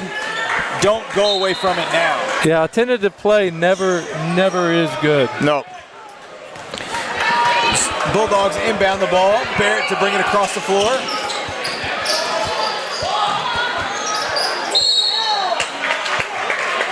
Jump ball to be Davis ball. Possession. Rams.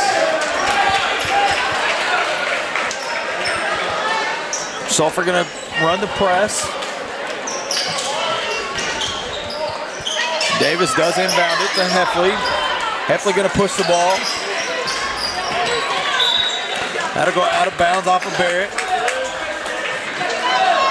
Wolves will inbound from the half court.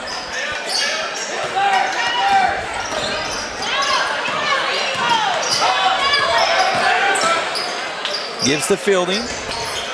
Moss. Moss trying to get around. Loses it.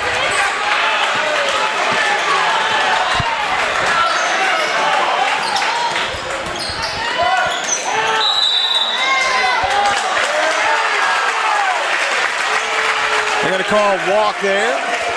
They will come back with the press again.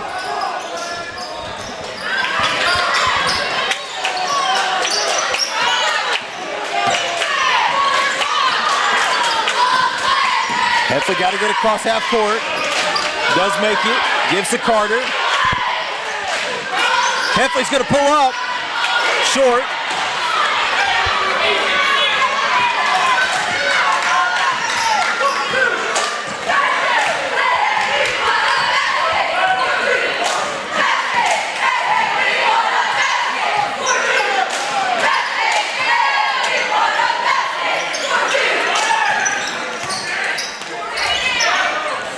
Again, you can tell Sulphur's trying to get that isolation play with Barrett on the big guy.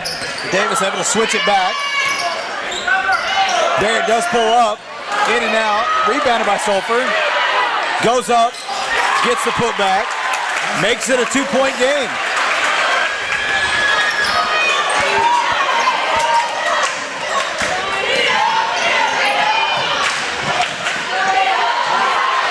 Carter loses it, gives ahead, pass gets away, rebound, got picked up by Moss. Moss loses it.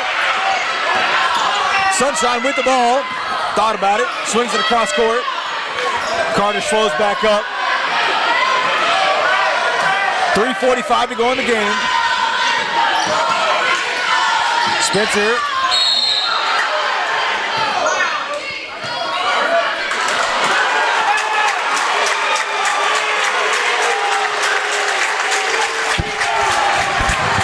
So I'll say it. I don't know. Looked like a little bit of a disagreement between the referees on whether there should have been a block or a charge. Baseline referee stands by the blocking foul. That is their first foul. So it'll be on the floor. Carter's going to go have a seat. Griffin in. Now remember, Griffin does have 4 fouls.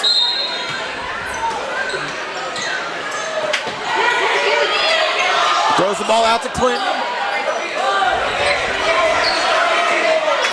Gives back to Griffin at the top.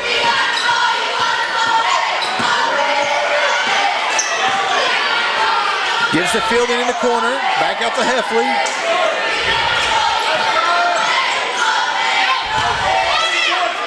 Spencer.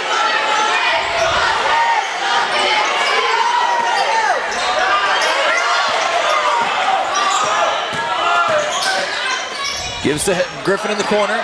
Griffin's got a lane. Tries to get inside.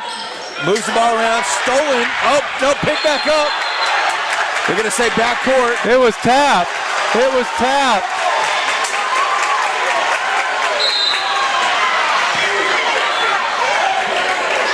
Sulphur going to call a timeout.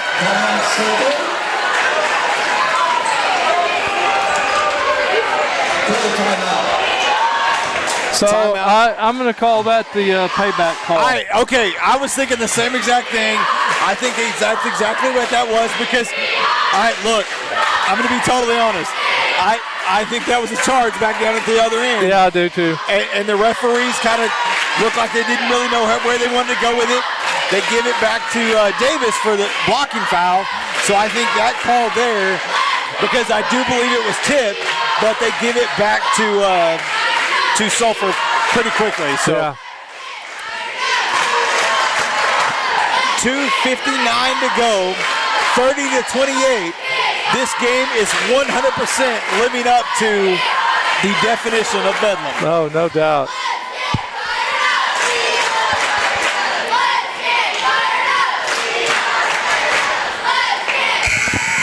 Cheerleaders are asking Davis fans to get fired up, but let me just say I'm already there. And I would say 99% of this gym is already there. On both sides, Shane. No, yeah. Yep. No doubt. Back onto the floor for the Wolves. Clinton, Fielding, Carter, Griffin, and Heffley. Moss going to have a seat. Tonight has been the definition of the sixth man. Davis hasn't dug deep into their bench yet. Almost goes out of bounds, but kept in bounds. Back up to the top of the key. Gives to Barrett. Barrett's going to try to set the offense. Ball gets away from him. He saves it back in bounds. That ball goes sailing on him. Out of bounds. It'll go back the other way.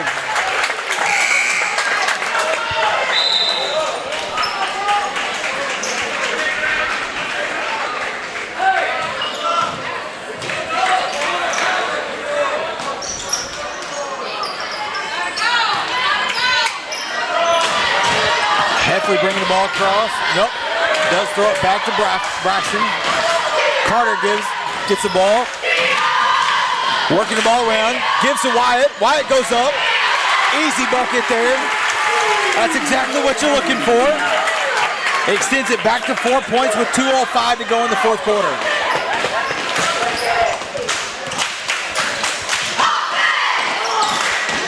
Pulls up. Short. Rebounded by Griffin.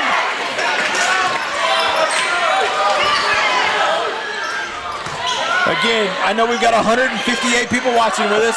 If you're watching from Sulphur, we're glad to have you. Barrett with the bucket. It is going to count. That's going to be Griffin's fifth, I believe. That is.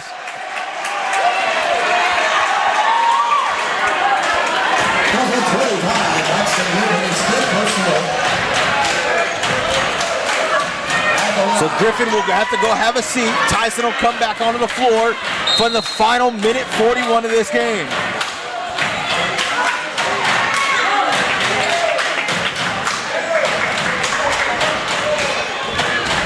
Number 5, on the third play, number 1, Barrett. Barrett with a chance to close it to 1. He gets it to fall. It'll be a 1-point game. Heffley to inbound. Gets the ball to Moss. Back to Heffley. They're going to have to try to break the press. Heffley's got to get across. Does make it.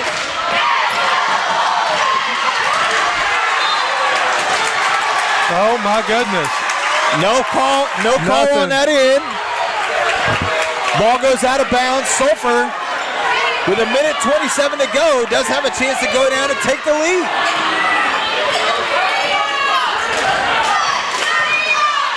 Barrett drives, pulls up, knocks it down, and gives Sulphur the lead, 33-32.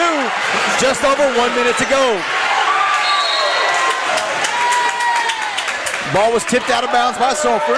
Stay with Davis.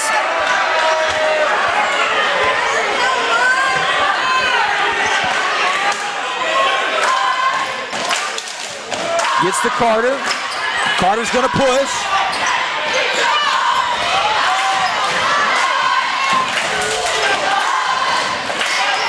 Wyatt in the corner. Drives. Loses it. Able to regain it, get the pass to Moss. Call foul there on Barrett.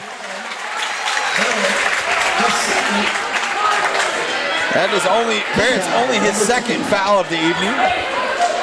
And the second one. So here's the thing. Sulphur is in the bonus. Davis still a ways away from it. Yeah. 47 seconds to go. 32-33, Davis trailing. Inbounded backcourt to Carter. Carter gives inside to Spencer. Spencer looking to make a move. Trying to, loses the ball.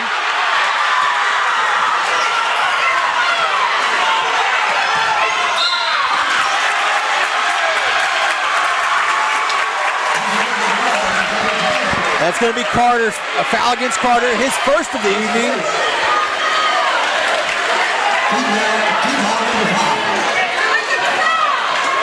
That will send Barrett to the line.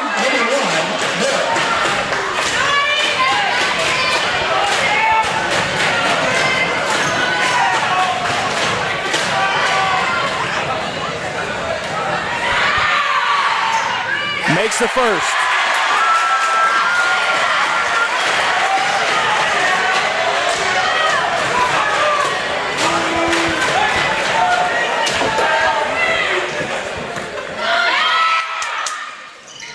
Misses the second.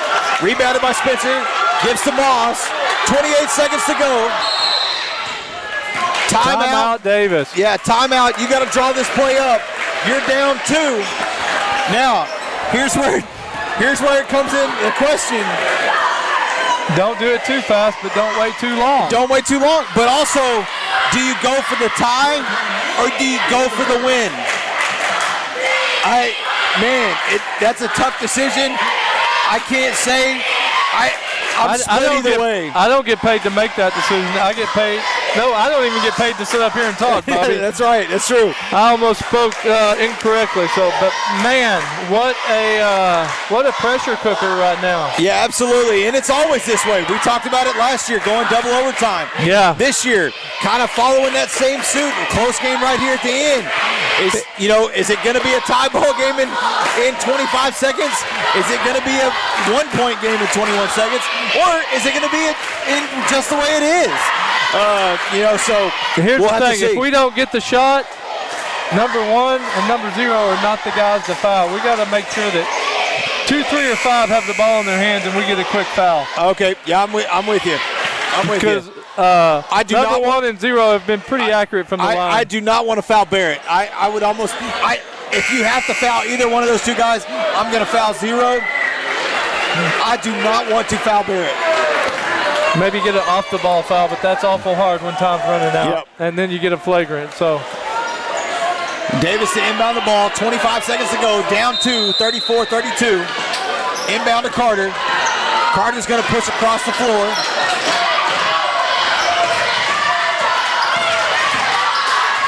Moss, 16. Clinton driving. Trying to get the ball to Fielding. Carter pulls up. Off the front. And that was the one you want to foul. That's going to be number 4 on 2-4.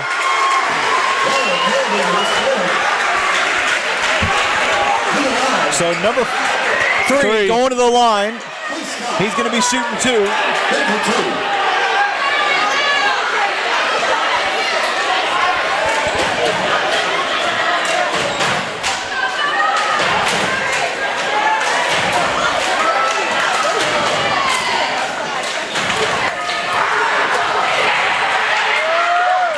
Makes the first. Makes it a 3-point game.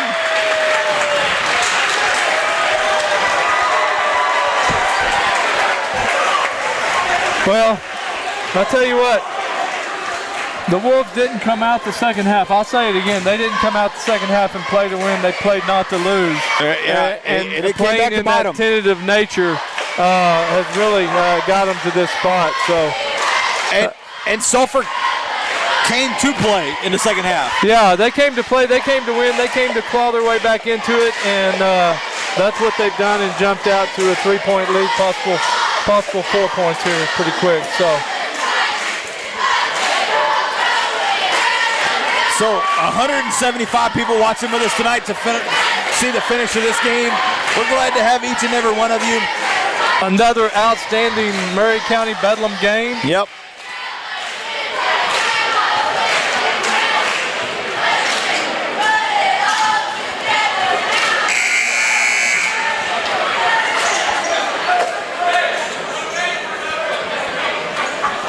I would imagine they're going to be trying to deny any form of shot by the Wolves. But if they make this one, it makes it really tough for the Wolves from that point. Only 4 ticks on the clock left.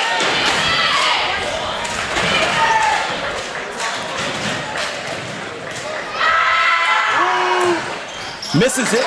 Rebounded Wyatt. Throws ahead to Heffley. Wow. So a quick rebound and throw down the court does get the Wolves the ball, and they're going to get a timeout. So they'll have 2.5 seconds to come up with a 3-point shot. Yeah. Open look from 3.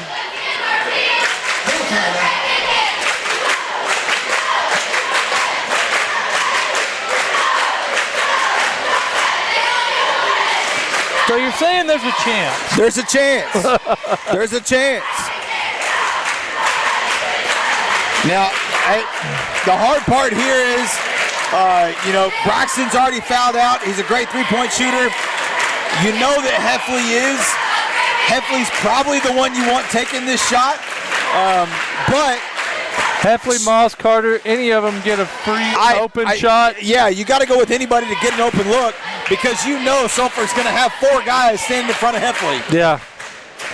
You know, one of the games in the Arbuckle Winter Classic, 2-4, threw one up from the corner. Yep. It looked good. Yeah. But it didn't go in. So I don't want that. I don't want the ball in his hands. No. 2 threes, nailed a couple. I want to see him shoot the ball from beyond the arc. Yeah, but not right now. Not this moment. That's an experimental thing. Yeah.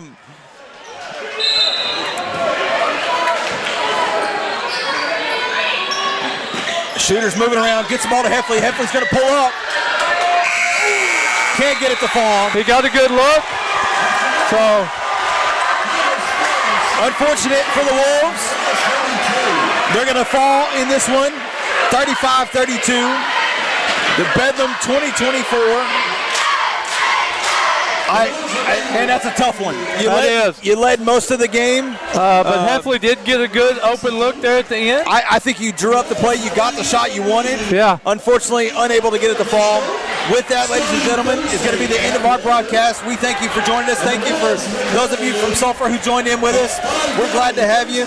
We'll be back here next week. At Lexington? Lexington, I believe, on the 23rd. It's going to be a good game. You guys be sure and join us for that one. We'll see you guys then. See you then.